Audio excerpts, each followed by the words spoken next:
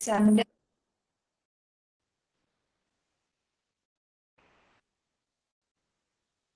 ഇപ്പോഴും ബ്രേക്ക് ആവുന്നുണ്ടെന്ന് പറയുന്നത് ക്ലിയർ ആവുന്നില്ല.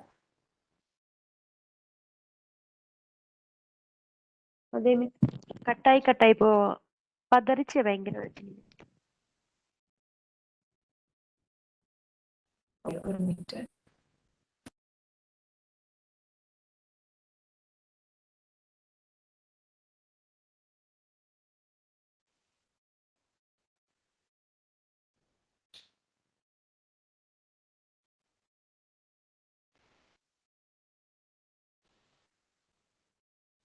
ഓക്കെ, ലാസ്റ്റ് ക്ലാസ്സിൽ നമ്മൾ പഠിച്ചത് 4th സ്റ്റെപ്പാണ്. സ്ട്രാറ്റജിക് പ്രോസസ്സിന്റെ 4th സ്റ്റെപ്പാണ് നമ്മൾ പഠിച്ചത്. അപ്പോൾ 4th സ്റ്റെപ്പ് എന്ന് പറയുന്നത് ഫോർമുലേഷൻ ഓഫ് സ്ട്രാറ്റജി ആണ്. ഫോർമുലേഷൻ ഓഫ് സ്ട്രാറ്റജിയിൽ നമ്മൾ ഡിഫറെൻറ്റ് ടൈപ്പ് ഓഫ് സ്ട്രാറ്റജീസ് നമ്മൾ ഫോർമുലേറ്റ് ചെയ്യുകയാണ്. അപ്പോൾ ഒരു സ്ട്രാറ്റജി മാത്രമല്ല മേ ബി കമ്പനി ഫോളോ ചെയ്യുന്ന ഒരു സെറ്റ് ഓഫ് സ്ട്രാറ്റജീസ് നമ്മൾ ഫോർമുലേറ്റ് ചെയ്യുകയാണ്. That is called formulation of strategy. അപ്പോൾ ഫോർമുലേഷൻ ഓഫ് സ്ട്രാറ്റജിയിൽ ഫസ്റ്റ് ഫങ്ഷണൽ സ്ട്രാറ്റജി എന്താ, ഫങ്ഷണൽ ലെവൽ സ്ട്രാറ്റജി നമ്മൾ പഠിച്ചു. സെക്കൻഡ് വൺ എന്ന് പറയുന്നത് ബിസിനസ് ലെവൽ സ്ട്രാറ്റജി ആണ്.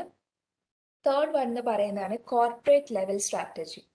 കോർപ്പറേറ്റ് ലെവൽ സ്ട്രാറ്റജി യൂഷ്വലി ഒരു ലോങ് ടേം പെർസ്പെക്റ്റീവ് ആണ്. Focus differentiation strategy. ആരോ എന്നോട് ഡൗട്ട് ചോദിച്ചിരുന്നു, ഫോക്കസ് സ്ട്രാറ്റജിയും ഫോക്കസ് ഡിഫറൻസിയേഷൻ സ്ട്രാറ്റജിയും ഒന്നാണെന്ന് ചോദിച്ചിട്ടുണ്ടായിരുന്നു.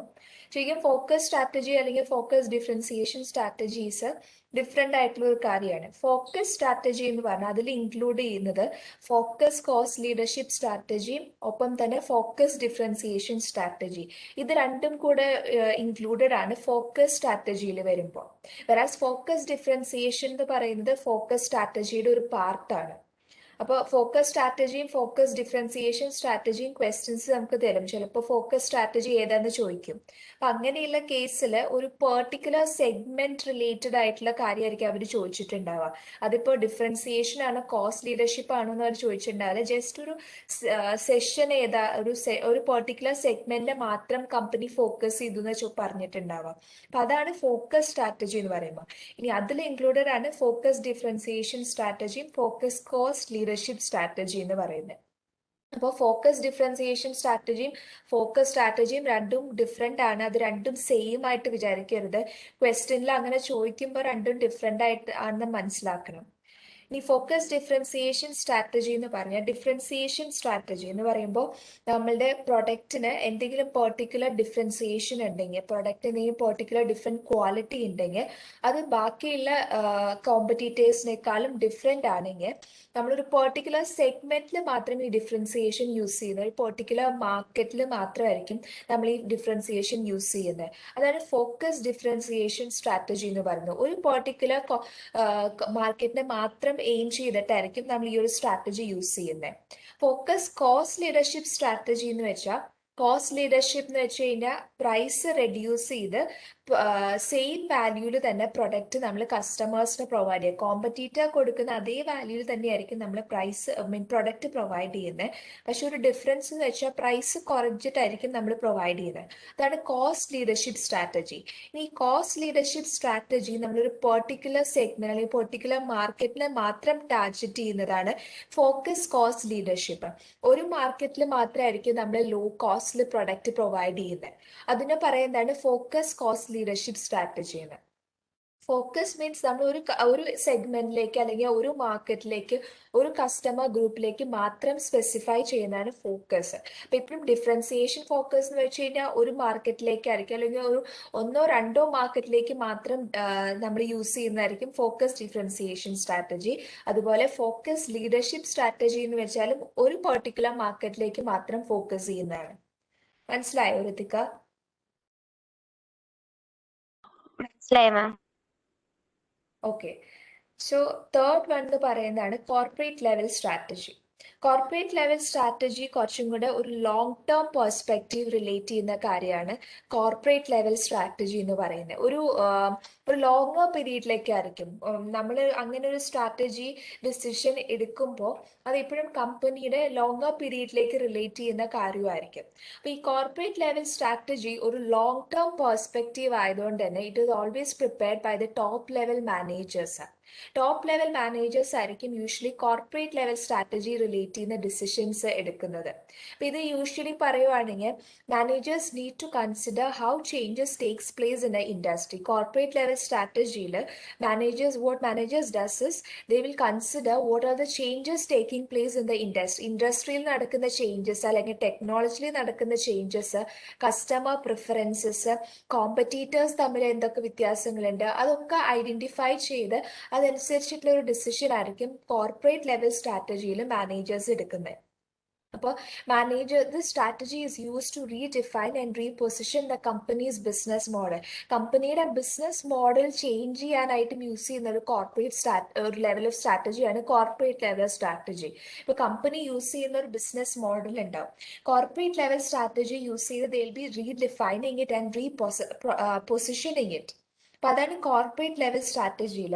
ഈ കോർപ്പറേറ്റ് ലെവൽ സ്ട്രാറ്റജി യൂഷ്വലി ഇപ്പോൾ കമ്പനി അനലൈസ് ചെയ്യും, എക്സ്റ്റേണൽ ആയിട്ട് അവൈലബിൾ ആയിട്ടുള്ള ഓപ്പർച്യൂണിറ്റീസ് എന്താണെന്ന് അനലൈസ് ചെയ്യും, ഇനി എക്സ്റ്റേണൽ ആയിട്ടുള്ള ത്രെറ്റ്സ് എന്താണെന്ന് അനലൈസ് ചെയ്യും. ഇപ്പോൾ ഓപ്പർച്യൂണിറ്റീസ് ആണെങ്കിൽ കമ്പനി ഓപ്പർച്യൂണിറ്റി ഒരു അഡ്വാൻറ്റേജ് ആക്കി മാറ്റും. Whereas on the other hand ഇപ്പോൾ ഒരു ത്രെറ്റ് ആണെങ്കിൽ company will take necessary steps to defend this threat. ഇപ്പോൾ കോർപ്പറേറ്റ് ലെവൽ സ്ട്രാറ്റജിയിൽ യൂഷ്വലി കമ്പനീസ് ചെയ്യുന്നത് they will analyse the external environment. ആ എൻവയോൺമെന്റ് അനുസരിച്ച് they will take a long term perspective decisions. Corporate level സ്ട്രാറ്റജിയിൽ mainly companies എടുക്കുന്ന decision എന്ന് പറയുന്നത് they will be merging with the companies. വേറെ companies ആയിട്ടോ അല്ലെങ്കിൽ വേറെ ഏതെങ്കിലും സപ്ലയറോ വേറെ ഡിസ്ട്രിബ്യൂഷൻ ചാനൽസ് ഒക്കെ ആയിട്ട് they will be doing a merging session. അപ്പം ഇങ്ങനെ മെർജിങ് അല്ലെങ്കിൽ they will be entering in to relationship. അപ്പോൾ അങ്ങനെ ഒരു കേസിൽ വരുമ്പോൾ നമ്മുടെ ബിസിനസ് മോഡൽ കണ്ടിന്യൂസ്ലി ചേഞ്ച് ചെയ്യുവാണ്. നമ്മൾ യൂസ് ചെയ്തിരുന്ന ബിസിനസ് മോഡൽ അല്ല പിന്നെ ഒരു കോർപ്പറേറ്റ് ലെവൽ സ്ട്രാറ്റജി യൂസ് ചെയ്യുമ്പോൾ ഉണ്ടാകുന്നത്. അപ്പോൾ അതുകൊണ്ടാണ് ഇതിൽ പറഞ്ഞേക്കുന്നത് the strategy is used to redefine and reposition the company's business model. അപ്പോൾ നമുക്ക് നോക്കാം കോർപ്പറേറ്റ് ലെവൽ സ്ട്രാറ്റജിയിൽ മെയിൻലി കമ്പനീസ് നടത്തുന്ന ഇന്റഗ്രേഷൻസ് ആണ്. ഇന്റഗ്രേഷൻ റിലേറ്റ് ചെയ്തിട്ടുള്ള ഡിസിഷൻസ് ആണ് കോർപ്പറേറ്റ് ലെവൽ സ്ട്രാറ്റജിയിൽ കമ്പനി എടുക്കുന്നത്. അതിൽ ഫസ്റ്റ് വൺ എന്ന് പറയുന്നത് ഓർഗനൈസേഷൻ ഇന്റഗ്രേഷൻ. ഓർഗനൈസേഷണൽ ഇന്റഗ്രേഷൻ എന്ന് പറഞ്ഞാൽ ഡിഫറെൻറ്റ് കമ്പനീസ് ഉണ്ട് ഒരു ഇൻഡസ്ട്രിയിൽ. അപ്പം മേ ബി ഞാൻ എൻ്റെ കോമ്പറ്റീറ്റർ ആയിട്ട് ഒരു മെർജിങ് ചെയ്യും. ഇപ്പം വേറൊരു കോമ്പറ്റീറ്റർ ഉണ്ട്, എനിക്ക് ഒന്നോ രണ്ടോ കോമ്പറ്റീറ്റേഴ്സ് ഉണ്ടാവും എൻ്റെ ഒരു ഇൻഡസ്ട്രിയിൽ. അപ്പം മേ ബി ഈ കോമ്പറ്റീറ്റേഴ്സ് തമ്മിൽ രണ്ട് കമ്പനീസ് തമ്മിൽ they will be merging together. അപ്പം അങ്ങനെ ഒരു മെർജിങ് നടക്കുമ്പോൾ അതെപ്പോഴും it will enable them to achieve a competitive advantage like economies of scales. Economies of scales പറഞ്ഞു ലാർജർ പ്രൊഡക്ഷൻ യൂസ് ചെയ്തിട്ട് ലോവർ കോസ്റ്റിൽ പ്രൊഡക്ട്സ് കസ്റ്റമേഴ്സിന് പ്രൊവൈഡ് ചെയ്യുക. അപ്പോൾ രണ്ട് കോമ്പറ്റീറ്റേഴ്സ് മെർജ് ചെയ്യുമ്പോൾ ഓഫ് കോഴ്സ് അവരുടെ പ്രൊഡക്ഷൻ ഇൻക്രീസ് ചെയ്യും. പ്രൊഡക്ഷൻ ഇൻക്രീസ് ചെയ്ത് they will be able to make better profit. അപ്പോൾ merging and acquisitions horizontal integration usually ചെയ്യുന്ന രണ്ട് കോമ്പറ്റീറ്റേഴ്സ് തമ്മിലായിരിക്കും. സെയിം ഇൻഡസ്ട്രിയിൽ തന്നെയുള്ള രണ്ട് കോമ്പറ്റീറ്റേഴ്സ് തമ്മിലായിരിക്കും മെർജിങ് ചെയ്യുന്നത്. അങ്ങനെ അവർ മെർജിങ് ചെയ്ത് അവരുടെ എല്ലാ പ്രൊഡക്ഷൻ പ്രോസസ്സ് ആയപ്പോലും എന്ത് പ്രോസസ്സ് ആണെങ്കിലും ഇപ്പോൾ മാർക്കറ്റിംഗോ മാനുഫാക്ചറിങ് പർച്ചേസിങ് സെയിൽസ് ഇതൊക്കെ അവർ മെർജ് ചെയ്യുകയാണ്. ഇവരുടെ എൻറ്റയർ ആക്ടിവിറ്റീസും എൻറ്റയർ കമ്പനി അവർ മെർജ് ചെയ്യുകയാണ് ഒരുമിച്ച്. അപ്പം അങ്ങനെയുള്ള കേസിൽ it will provide an advantages എന്ന് വെച്ച് കഴിഞ്ഞാൽ it will increase the product differentiation. അപ്പോൾ രണ്ട് പ്രൊഡക്ട്സ് പ്രൊവൈഡ് ചെയ്യുന്ന കമ്പനീസ് ആയിരിക്കും. അപ്പോൾ രണ്ട് പ്രൊഡക്ട്സ് പ്രൊവൈഡ് ചെയ്യുന്ന കമ്പനീസ് മെർജ് ചെയ്യുമ്പോൾ ഓരോ കമ്പനീസിനും അവരുടേതായിട്ടുള്ള അഡ്വാൻറ്റേജസ് ഉണ്ടാവും, അവരുടേതായിട്ടുള്ള ഡിഫറൻസ് ഉണ്ടാവും. അപ്പോൾ അങ്ങനെ രണ്ട് കമ്പനീസ് മെർജ് ചെയ്യുമ്പോൾ രണ്ട് പ്രൊഡക്ഷൻ ഡിഫറൻസിയേഷൻസ് എല്ലാം കൂടെ അവർ ഒരുമിച്ചാക്കുക ചെയ്യുന്നത്. അപ്പോൾ കമ്പനിക്ക് എപ്പോഴും പ്രൊഡക്റ്റ് ഡിഫറൻസിയേഷൻ ഉണ്ടാവും. ഒരു ഹൊറിസോണ്ടൽ ഇന്റഗ്രേഷൻ ചെയ്ത് കഴിഞ്ഞാൽ കമ്പനിക്ക് പ്രൊഡക്റ്റ് ഡിഫറൻസിയേഷൻ ഇൻകർ ചെയ്യും. അതുപോലെ തന്നെ reduces the rivalry in the industry. ഞാൻ പറഞ്ഞു ഒരു ഇൻഡസ്ട്രിയിൽ വർക്ക് ചെയ്യുന്ന രണ്ട് കോമ്പറ്റീറ്റേഴ്സ് ആയിരിക്കും യൂഷ്വലി മെർജ് ചെയ്യുന്നത്. രണ്ട് കോമ്പറ്റീറ്റേഴ്സ്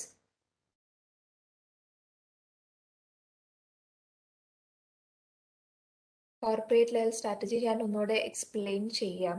കോർപ്പറേറ്റ് ലെവൽ സ്ട്രാറ്റജി എന്ന് വെച്ച് കഴിഞ്ഞാൽ it is A long term perspective ആണ്. യൂഷ്വലി എക്സ്റ്റേണൽ ആയിട്ടുള്ള കാര്യങ്ങൾ കമ്പനീസ് അനലൈസ് ചെയ്തിട്ട് അതിൽ ഓപ്പർച്യൂണിറ്റീസ് ഉണ്ടോ ത്രെഡ്സ് ഉണ്ടോ അതനുസരിച്ചിട്ട് അവരെടുക്കുന്ന ഡിസിഷനാണ് കോർപ്പറേറ്റ് ലെവൽ സ്ട്രാറ്റജി എന്ന് പറയുന്നത്. ഒരു ലോങ് ടേം പെർസ്പെക്റ്റീവ്, ഇപ്പോൾ ഇൻറ്റഗ്രേഷൻ ആണ് കമ്പനി യൂഷ്വലി ഇൻറ്റഗ്രേഷൻ റിലേറ്റ് ചെയ്ത കാര്യങ്ങളാണ് കമ്പനി യൂഷ്വലി കോർപ്പറേറ്റ് ലെവൽ സ്ട്രാറ്റജിയിൽ ചെയ്യുന്നത്. അപ്പോൾ ഫസ്റ്റ് ഇൻറ്റഗ്രേഷൻ എന്ന് പറയുന്നതാണ് ഹൊറിസോണ്ടൽ ഇൻറ്റഗ്രേഷൻ. ഹൊറിസോണ്ടൽ ഇൻറ്റഗ്രേഷൻ എന്ന് വെച്ച് കഴിഞ്ഞാൽ രണ്ട് കോമ്പറ്റീറ്റേഴ്സ് ആയിട്ടുള്ള കമ്പനീസ്, ഞാൻ ലാസ്റ്റ് കാണിക്കാം കോർപ്പറേറ്റ് ലെവൽ സ്ട്രാറ്റജിയുടെ സ്ലൈഡ്. അപ്പൊ ഇതില് രണ്ട് ഇൻഡസ്ട്രീസ് തമ്മിൽ ജോയിൻ ചെയ്ത് രണ്ട് കമ്പനീസ് തമ്മിൽ ജോയിൻ ചെയ്യുകയാണ്. അപ്പൊ രണ്ട് കമ്പനീസ് തമ്മിൽ ജോയിൻ ചെയ്ത് they are achieving the competitive advantages. ഒരു ഇൻഡസ്ട്രിയിൽ വർക്ക് ചെയ്യുന്നവരായിരിക്കും, പക്ഷെ they have decided to merge together. അപ്പൊ അവരുടെ എൻറ്റയർ പ്രോസസ്സ് അവർ മെർജ് ചെയ്യും. എല്ലാ ആക്ടിവിറ്റീസും അവരുടെ മാനേജ്മെന്റ്, എംപ്ലോയീസ്, അവരുടെ സർവീസസ് പ്രൊവൈഡ് ചെയ്യുന്ന ഒക്കെ അവർ മെർജ് ചെയ്യും. അപ്പൊ അങ്ങനെ മെർജിങ് ചെയ്യുമ്പോൾ they will have an advantage of product differentiation. ഓരോ കമ്പനീസിനും ഡിഫറെൻ്റ് ആയിട്ടുള്ള പ്രൊഡക്റ്റ് ഉണ്ടാവും. രണ്ട് കോമ്പറ്റീറ്റേഴ്സ് ആയിട്ട് നിന്ന ആൾക്കാർക്ക് രണ്ട് ഡിഫറെൻറ്റ് പ്രൊഡക്ട്സ് ആയിരുന്നിട്ടുണ്ട്. അപ്പോൾ ദേ ആർ ബിങ്ങിങ് ഇറ്റ് ടുഗെദർ. അപ്പം അങ്ങനെ ഒരുമിച്ച് അവർ പ്രൊഡക്ട്സ് പ്രൊവൈഡ് ചെയ്യുമ്പോൾ it will be different from the other competitors. അപ്പോൾ പ്രൊഡക്റ്റ് ഡിഫറൻസിയേഷൻ ഉണ്ടാവും അവർക്ക്. At the same time reduces the rivalry in the industry. രണ്ട് കോമ്പറ്റീറ്റേഴ്സ് ആയി നിന്നിരുന്ന ആൾക്കാരായിരുന്നു അവർ. അപ്പോൾ finally they decided to join together. അപ്പം അങ്ങനെ വരുമ്പോൾ ഇൻഡസ്ട്രിയിലുള്ള കോമ്പറ്റീഷൻ കുറഞ്ഞു, നമ്പർ ഓഫ് കോമ്പറ്റീറ്റേഴ്സ് കുറഞ്ഞു. കാരണം മേജർ അവർ ഒരുമിച്ച്, ബാക്കി രണ്ട് കോമ്പറ്റീറ്റേഴ്സ് ഒരുമിച്ച് കഴിഞ്ഞ് കഴിഞ്ഞാൽ ബാക്കിയുള്ള ഇൻഡസ്ട്രിക്ക് കോമ്പറ്റീഷൻ കുറഞ്ഞു, റൈവലറി ഇൻ ദ ഇൻഡസ്ട്രി കുറയും. At the same time increases the companies bargaining power with the buyer and the supplier. അപ്പോൾ കമ്പനിയുടെ ബാർഗെയിനിങ് പവർ ഇൻക്രീസ് ചെയ്യുവാണ്. ഇപ്പൊ കമ്പനി എയും ബിയും കൂടെ മെർജ് ചെയ്യുകയാണ്. കമ്പനി എക്ക് ഓൾമോസ്റ്റ് ഒരു 40% കസ്റ്റമേഴ്സ് കമ്പനി എയുടെ പ്രൊഡക്റ്റ് പർച്ചേസ് ചെയ്തിരുന്നു. At the same time company ബിയുടെയിലും നോക്കിക്കഴിഞ്ഞപ്പോൾ ഒരു 40% തന്നെ ബയേഴ്സ് കമ്പനി ബിയുടെ പ്രൊഡക്ട്സും പർച്ചേസ് ചെയ്തിരുന്നു. അപ്പൊ ഇത് രണ്ടും കൂടെ മെർജ് ചെയ്യാണ്, എയും ബിയും കൂടെ മെർജ് ചെയ്യാണ്. അങ്ങനെയാകുമ്പോൾ അവരുടെ കസ്റ്റമർ ബേസ് ഇൻക്രീസ് ചെയ്യാണ്. കസ്റ്റമർ ബേസ് ഇൻക്രീസ് ചെയ്യുമ്പോൾ ഒരു 80% കസ്റ്റമേഴ്സ് ഇപ്പൊ ഈ കമ്പനി എയും ബിയുടെയും കമ്പനി മെർജ് ചെയ്തിട്ടുള്ള കമ്പനിയിലായിരിക്കും ഡിപ്പെൻഡ് ചെയ്യുന്നത്. അപ്പൊ കസ്റ്റമേഴ്സിന്റെ ബാർഗെയിനിങ് പവർ കുറയും. കാരണം കമ്പനിയുടെ ബാർഗെയിനിങ് പവർ 80% കസ്റ്റമേഴ്സ് ബയേഴ്സിനെ ഡിപ്പെൻഡ് ചെയ്യുന്നത്. 80% കസ്റ്റമേഴ്സ്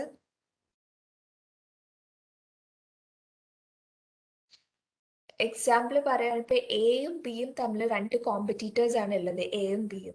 എക്ക് ഓൾമോസ്റ്റ് ഒരു 40% കസ്റ്റമേഴ്സ് ഉണ്ടായിരുന്നു, ബിക്കും അതുപോലെ തന്നെ ഒരു 40% കസ്റ്റമേഴ്സ് ഉണ്ടായിരുന്നു. എയും ബിയും മെർജ് ചെയ്യാൻ ഡിസൈഡ് ചെയ്തു. അപ്പോൾ അങ്ങനെ മെർജ് ചെയ്തിട്ട് അവരൊരു സി എന്ന് പറയുന്ന ഒരു കമ്പനി ഫോം ചെയ്തു. അപ്പൊ സി കമ്പനി ഫോം ചെയ്തപ്പോൾ അവർ ഫൈൻഡ് ചെയ്തത് ഓൾമോസ്റ്റ് 80% ബയേഴ്സ് ഈ സി കമ്പനിയെ ഡിപ്പെൻഡ് ചെയ്താൽ നിൽക്കുന്നത്. അപ്പൊ നമ്പർ ഓഫ് ബയേഴ്സ് ഇൻക്രീസ് ചെയ്യുമ്പോൾ ബയേഴ്സിന്റെ ബാർഗെയിനിങ് പവർ കുറയും, ഇല്ലേ? ഇപ്പൊ 80% ബയേഴ്സ് കസ്റ്റമേഴ്സ് സി കമ്പനിയെ ഡിപ്പെൻഡ് ചെയ്താൽ നിൽക്കുന്നത്. അപ്പൊ അതിൽ ഏതെങ്കിലും ഒരു നമ്പർ ഓഫ് ബയേഴ്സ് ഇൻക്രീസ് ചെയ്യുമ്പോൾ ബാർഗെയിനിങ് പവർ ഓഫ് കസ്റ്റമേഴ്സ് കുറയാ ചെയ്യുന്നത്. കൂടുതൽ കസ്റ്റമേഴ്സ് ഉണ്ടാവുക ചെയ്യുന്നത്. കസ്റ്റമേഴ്സ് കൂടുമ്പോൾ ഇപ്പോൾ ഒരു കസ്റ്റമർ പോയാൽ പോലും ബയ്യറിന് കമ്പനിക്ക് വേറെ കസ്റ്റമേഴ്സിനെ ഡിപ്പെൻഡ് ചെയ്യാം. ബയർ ഒരു കസ്റ്റമർ പോവുക, അല്ലെങ്കിൽ ഒന്നോ രണ്ടോ കസ്റ്റമർ. ഇപ്പൊ ഇതിൽ ഈ എക്സാമ്പിൾ പറഞ്ഞ പോലെ ഒരു 80% കസ്റ്റമേഴ്സ് ഉണ്ട് അവരുടെ കയ്യിൽ. 80% കസ്റ്റമേഴ്സ് ഉള്ളപ്പോൾ അതിൽ ഒന്നോ രണ്ടോ ആൾക്കാർ പോയാൽ പോലും ബാക്കി ഒരു 70 കസ്റ്റമേഴ്സ്, ഒരു 75 എബവ് കസ്റ്റമേഴ്സ് അവരുടെ കയ്യിൽ അവൈലബിൾ ആണ്. അപ്പോൾ ഒന്നോ രണ്ടോ കസ്റ്റമേഴ്സ് പോയെന്ന് വെച്ചാൽ അവർക്ക് പ്രശ്നമില്ല. അപ്പോൾ നമ്പർ ഓഫ് കസ്റ്റമേഴ്സ് കൂടുകയാണ്. അപ്പോൾ നമ്പർ ഓഫ് കസ്റ്റമേഴ്സ് കൂടുമ്പോൾ ബാർഗെയിനിങ് പവർ ഓഫ് ബയേഴ്സ് കുറയും. കാരണം 80% കസ്റ്റമേഴ്സ് ഉണ്ട്. അതിൽ ഒരു കസ്റ്റമർ വന്നിട്ട് പറയുവാണെങ്കിൽ എനിക്ക് എൻ്റെ പ്രൊഡക്റ്റിന്റെ പ്രൈസ് കുറച്ച് കിട്ടണം എന്ന് പറഞ്ഞാൽ കമ്പനി വിചാരിക്കും ആ ഒരു കസ്റ്റമർ പോയാലും കുഴപ്പമില്ല, ബാക്കി 79 കസ്റ്റമേഴ്സും കമ്പനിയുടെ കയ്യിൽ അവൈലബിൾ ആണ്, പിന്നെ അതിന് ആ ഒരു കസ്റ്റമേഴ്സിനെ മാത്രം ഡിപ്പെൻഡ് ചെയ്യുന്നത്. അങ്ങനെ വരുമ്പോൾ കസ്റ്റമേഴ്സിന്റെ ബാർഗെയിനിങ് പവറും കുറയും. ഇതേ സെയിം കേസ് തന്നെ സപ്ലയേഴ്സിന്റെ ബാർഗെയിനിങ് പവറും കുറയും. കമ്പനിയുടെ ബാർഗെയിനിങ് പവർ ആണ് ഇൻക്രീസ് ചെയ്യുന്നത് ഇങ്ങനെ മെർജിങ് ചെയ്യുമ്പോൾ. അപ്പൊ ഇപ്പോഴും ഇതാണ് കമ്പനി മെർജ് ചെയ്യുമ്പോൾ ഹൊറിസോണ്ടൽ ഇന്റഗ്രേഷൻ ചെയ്യുമ്പോൾ ഉള്ള അഡ്വാൻറ്റേജ് എന്ന് പറയുന്നത് it increases the product differentiation, reduces the rivalry in the industry, increases the company's bargaining power with the buyers and the suppliers. ഇനി ഇതിന് കുറച്ച് പ്രോബ്ലംസ് ഉണ്ട് ഹൊറിസോണ്ടൽ ഇന്റഗ്രേഷൻ. ഹൊറിസോണ്ടൽ ഇന്റഗ്രേഷൻ ഒരു ലോങ് പ്രോസസ് ആണ്. ലൈക്ക് പെട്ടെന്ന് കമ്പനീസിന് ചെയ്യാൻ പറ്റുന്ന ഒരു കാര്യമല്ല ഹൊറിസോണ്ടൽ ഇന്റഗ്രേഷൻ. പ്രോപ്പർ ആയിട്ടുള്ള ഒരു കോൺവെർസേഷൻസ് രണ്ട് കമ്പനി തമ്മിൽ ഉണ്ടാവണം. രണ്ട് കമ്പനി തമ്മിൽ പ്രോപ്പർ കോൺവെർസേഷൻ ഉണ്ടായി പ്രോപ്പർ റെഗുലേഷൻസ് ഒക്കെ ഫോളോ ചെയ്തിട്ട് വേണം അവർക്ക് ഹൊറിസോണ്ടൽ ഇന്റഗ്രേഷൻ നടത്താനായിട്ട്. ഇനി ഇതിലൊരു ഡിസഡ്വാൻറ്റേജ് എന്ന് വെച്ച് കഴിഞ്ഞാൽ this does not create value to the share holders.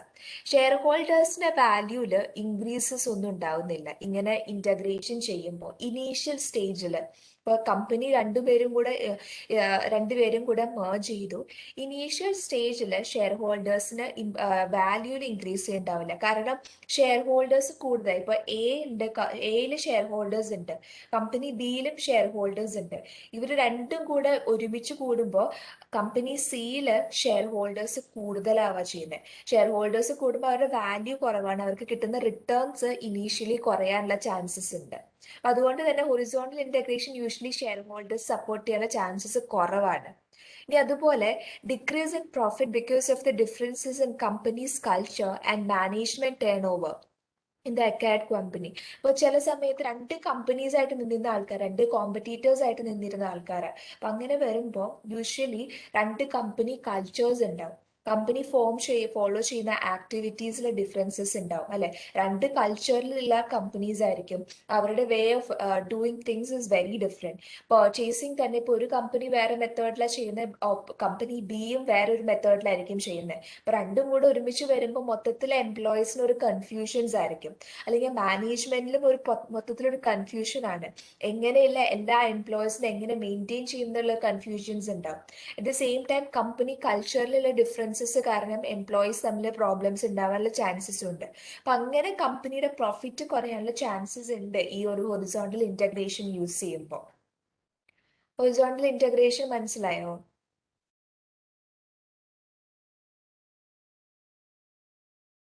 മാം ഒന്നുകൂടെ പറയോ?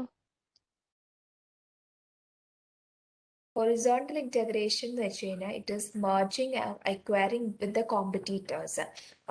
കോമ്പറ്റീറ്റേഴ്സ് ആയിട്ട് ഒരു മെർജിങ് ചെയ്യലാണ് ഹൊറിസോണ്ടൽ ഇന്റഗ്രേഷൻ എന്ന് പറഞ്ഞത്. ഹൊറിസോണ്ടൽ ഇന്റഗ്രേഷൻ യൂഷ്വലി ചെയ്യുമ്പോൾ കമ്പനിക്ക് കോമ്പറ്റേറ്റീവ് അഡ്വാൻറ്റേജസ് ഉണ്ടാവും. ബാക്കിയുള്ള കോമ്പറ്റീറ്റേഴ്സ് വെച്ച് നോക്കുമ്പോൾ ഈ രണ്ട് കോമ്പറ്റീറ്ററും കൂടെ മെർജ് ചെയ്തിട്ടാണ് അവരെ ഫേസ് ചെയ്യുന്നത്. അപ്പൊ അങ്ങനെയുള്ള കേസസിൽ ഇവർക്ക് പ്രൊഡക്റ്റ് ഡിഫറൻസിയേഷൻ ഇൻകർ ചെയ്യാനുള്ള ചാൻസസ് ഉണ്ട്. അറ്റ് ദ സെയിം ടൈം തന്നെ കമ്പനി ഇപ്പൊ രണ്ടുപേരും ഒരു ഇൻഡസ്ട്രിയിൽ തന്നെ വർക്ക് ചെയ്തിരുന്ന ആൾക്കാരാണ്, ഒരു ഇൻഡസ്ട്രിയിൽ തന്നെ കോമ്പീറ്റ് ചെയ്തുകൊണ്ടിരുന്ന ആൾക്കാരായിരുന്നു. അപ്പോൾ രണ്ടുപേരും കൂടെ മെർജ് ചെയ്യുവാണ്. അപ്പൊ ഇൻഡസ്ട്രിയിലുള്ള കോമ്പറ്റീഷൻസ് കുറയും, ഇൻഡസ്ട്രിയിൽ ഉണ്ടായിരുന്ന വഴക്കും ഇൻഡസ്ട്രിയിൽ നിന്ന് റൈവലറിയും കുറയും. അപ്പൊ അതും ഒരു അഡ്വാൻറ്റേജസ് ആണ് ഹൊറിസോണ്ടൽ ഇന്റഗ്രേഷന്റെ. തേർഡ് വൺ എന്ന് പറയുന്നത് കമ്പനിയുടെ ബാർഗെയിനിങ് പവർ ഇൻക്രീസ് ചെയ്യും. അപ്പൊ ബയറും സപ്ലയറും ഒക്കെ വെച്ച് നോക്കുമ്പോൾ രണ്ട് കമ്പനീസ് കൂടുക ചെയ്യുന്നത്. രണ്ട് മേജർ ബിഗ് ഷോട്ട് കമ്പനീസ് ആയിരുന്നിട്ടുണ്ടാവും അവര്. അപ്പൊ അങ്ങനെയുള്ള രണ്ട് കമ്പനീസ് മെർജ് ചെയ്യുമ്പോൾ യൂഷ്വലി സപ്ലയേഴ്സും ബയേഴ്സിനെയും ബാർഗെയിനിങ് പവർ കുറയും. കമ്പനിക്ക് കൂടുതൽ അഡ്വാൻറ്റേജ് ആയിരിക്കും. ഞാൻ പറഞ്ഞ എക്സാമ്പിൾ പറഞ്ഞു, ബയേഴ്സിനെ സംബന്ധിച്ച് ഇപ്പോൾ കമ്പനി എയിൽ ഒരു 80% ബയേഴ്സ് ഉണ്ട്, കമ്പനി ബിയിലും ഒരു 80% ബയേഴ്സ് ഉണ്ട്. ഇവർ രണ്ടുപേരും കൂടെ ഒരുമിച്ച് കൂടുമ്പോൾ കമ്പനിയുടെ കസ്റ്റമർ ബേസ് കൂടും. അപ്പൊ കസ്റ്റമർ ബേസ് കൂടുമ്പോൾ നമ്പർ ഓഫ് കസ്റ്റമേഴ്സ് കൂടുമ്പോൾ ബയേഴ്സിന്റെ ബാർഗെയിനിങ് പവർ കുറയും. ബാർഗെയിനിങ് പവറും കുറയും. സപ്ലയേഴ്സിനാണെങ്കിലും അവരുടെ ബാർഗെയിനിങ് പവർ കുറയാണ്. രണ്ട് കമ്പനീസും കൂടെ ഒരുമിക്കുന്നത്. അപ്പൊ എപ്പോഴും bargaining power of the company increases in the horizontal integration. ഇനി അതുപോലെ അഡ്വാൻറ്റേജസ് ഉള്ള പോലെ തന്നെ ഹൊറിസോണ്ടൽ ഇന്റഗ്രേഷൻസിന് ഡിസഡ്വാൻറ്റേജസ് ഉണ്ട്. കമ്പനിക്ക് പെട്ടെന്ന് ചെയ്യാൻ പറ്റുന്ന ഒരു കാര്യമല്ല ഹൊറിസോണ്ടൽ ഇന്റഗ്രേഷൻ. രണ്ട് കമ്പനീസ് ആയിട്ട് നിന്നിരുന്ന ആൾക്കാരായിരുന്നു, അവർക്ക് പ്രോപ്പർ റെഗുലേഷൻസ് ഫോളോ ചെയ്തിട്ട് വേണം ഹൊറിസോണ്ടൽ ഇന്റഗ്രേഷൻ നടത്താനായിട്ട്. ഇനി അതുപോലെ ഒരു ഡിസഡ്വാൻറ്റേജ് എന്ന് വെച്ചാൽ it does not create value to shareholder. Shareholder initial പീരീഡിൽ ഷെയർ ഹോൾഡേഴ്സിന്റെ വാല്യൂല് ക്രിയേഷൻ ഉണ്ടാവില്ല, there will not be an increase in the shareholders value. അപ്പൊ ഇങ്ങനെ ഷെയർ ഹോൾഡേഴ്സിന്റെ വാല്യൂ ഇൻക്രീസ് ചെയ്യാത്തതിന്റെ reason may be number of shareholders increase ചെയ്യാനുള്ള chances ഉണ്ട്. എക്ക് ഒരു 50 ഷെയർ ഹോൾഡേഴ്സ് ഉണ്ട്, കമ്പനി ബിക്കും ഒരു 50 ഷെയർ ഹോൾഡേഴ്സ് ഉണ്ട്. ഇവർ രണ്ടുപേരും കൂടെ ഫോം ചെയ്ത് ഒരു സി കമ്പനി ഫോം ചെയ്തു. സി കമ്പനിയിൽ ഫോം ചെയ്യുമ്പോൾ എയിലുള്ള 50 ഷെയർ ഹോൾഡേഴ്സും ബിയിലുള്ള 50 ഷെയർ ഹോൾഡേഴ്സും കൂടെ രണ്ടും ഒരുമിക്കാണ്. അപ്പോൾ ഒരു ടോട്ടൽ ഒരു 100 ഷെയർ ഹോൾഡേഴ്സ് ആവാണ്. നമ്പർ ഓഫ് ഷെയർ ഹോൾഡേഴ്സും ഇൻക്രീസ് ചെയ്തു. അപ്പൊ അങ്ങനെയുള്ള കേസ് വരുമ്പോൾ വാല്യൂ ക്രിയേഷൻ കുറയാനുള്ള ചാൻസസ് ഉണ്ട്.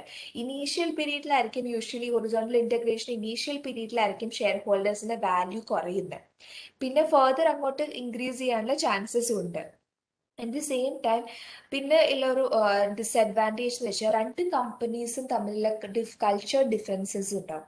അല്ലെങ്കിൽ രണ്ട് കമ്പനീസിന്റെ മാനേജ്മെന്റ് ഡിഫറെന്റ് ആയിരിക്കും, കൾച്ചേഴ്സ് ഡിഫറെന്റ് ആയിരിക്കും, അവർ രണ്ടുപേരുടെ എംപ്ലോയീസിന്റെ way of doing things is very different. ഇപ്പോൾ ഒരു കമ്പനി ചെയ്യുന്ന ആക്ടിവിറ്റി ആയിരിക്കില്ല അത് മറ്റേ കമ്പനി ചെയ്യുന്നത്. ഇപ്പോൾ കമ്പനീസ് ചിലപ്പോൾ പ്രൊഡക്ഷൻ ചെയ്യുമ്പോൾ ഒരു കമ്പനി ചെയ്യുന്ന പ്രൊഡക്ഷൻ തന്നെ ആയിരിക്കില്ല മറ്റേ കമ്പനി ചെയ്യുന്നത്. ഇപ്പൊ എയിലെ പ്രൊഡക്ഷൻ പ്രോസസ്സ് ആയിരിക്കില്ല കമ്പനിയുടെ ബിയുടെ പ്രൊഡക്ഷൻ പ്രോസസ്സ്, അതിൽ ചേഞ്ചസ് ഉണ്ടാവും. അപ്പൊ അങ്ങനെ ചേഞ്ചസ് വരുമ്പോൾ ഈ രണ്ട് കമ്പനിയും കൂടെ കൂടുമ്പോൾ എംപ്ലോയീസ് തമ്മിൽ പ്രോബ്ലം ഇൻകർ ചെയ്യാനുള്ള ചാൻസസ് ഉണ്ട്, മാനേജ്മെന്റ്സ് തമ്മിൽ പ്രോബ്ലംസ് ക്രിയേറ്റ് ചെയ്യാനുള്ള ചാൻസസ് ഉണ്ട്.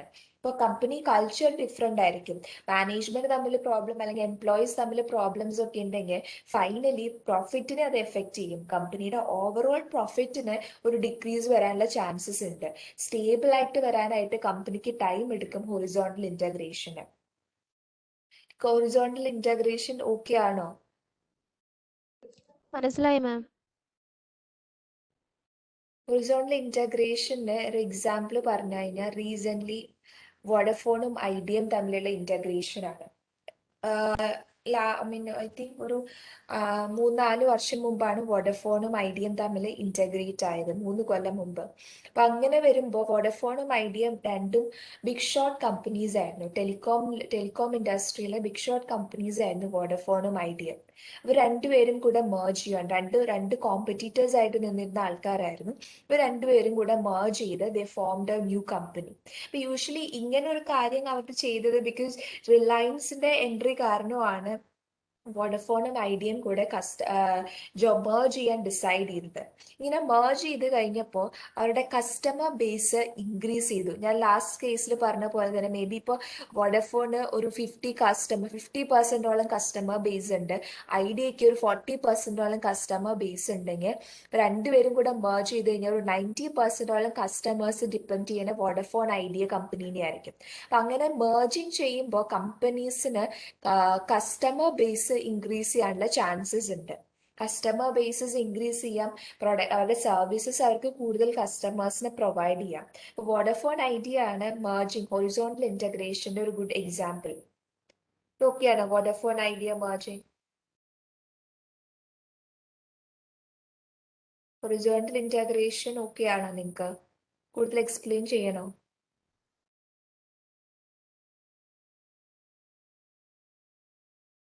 സോ നെക്സ്റ്റ് വൺ എന്ന് പറയുന്നത് വേർട്ടിക്കൽ ഇന്റഗ്രേഷൻ ആണ്.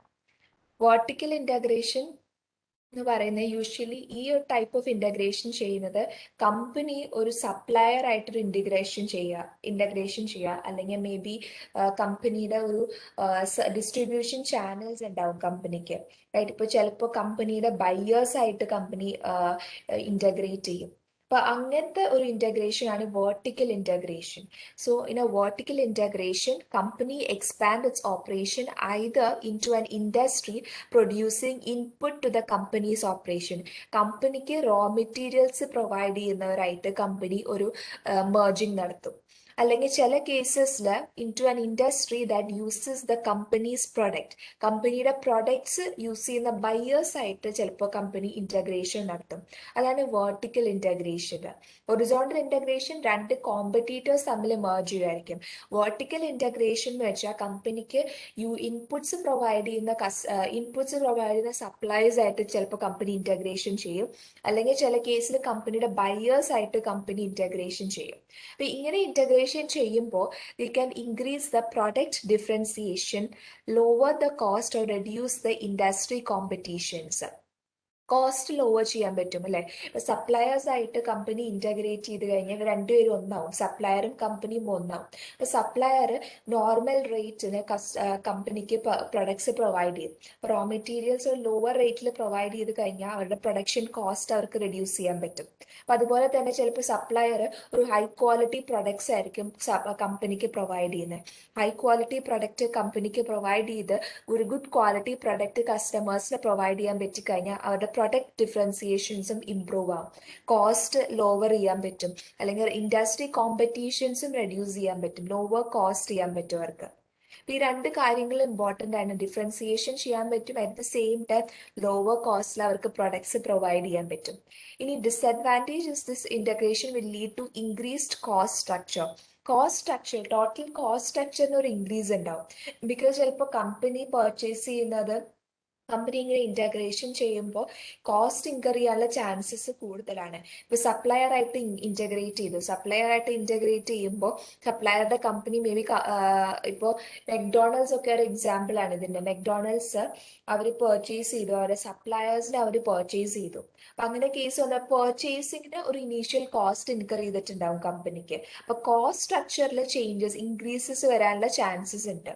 ഇപ്പോൾ മെക്ഡോണൽഡ്സ് സപ്ലയറിനെ പർച്ചേസ് ചെയ്തു, അപ്പോൾ അവരുടെ ഇനീഷ്യലി അവരുടെ കോസ്റ്റ് സ്ട്രക്ചറിൽ ഇൻക്രീസ് വന്നു. But at the same time അവർക്ക് ഹൈ ക്വാളിറ്റി പ്രൊഡക്റ്റും ലോവർ കോസ്റ്റിൽ പ്രൊഡക്ട്സ് പ്രൊഡ്യൂസ് ചെയ്യാനും പറ്റി.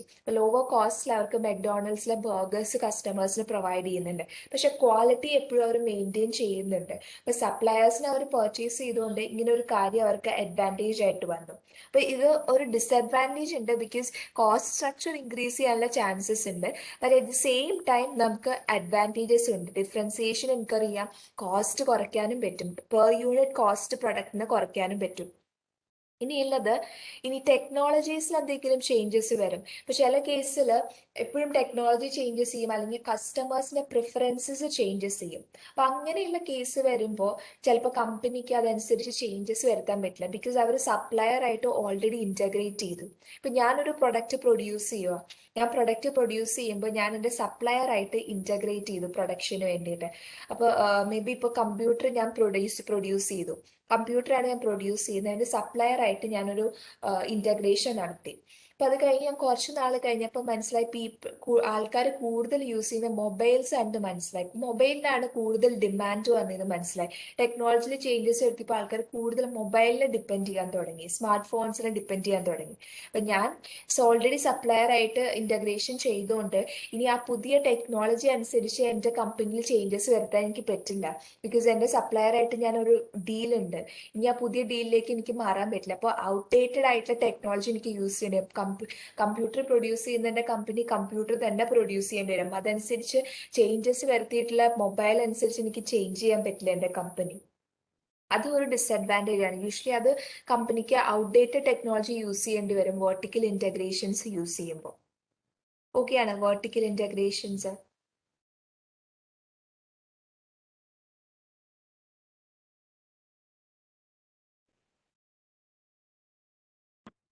അഡ്വാൻറ്റേജും ഡിസഡ്വാൻറ്റേജും ഒന്നും കൂടെ പറയാമോ?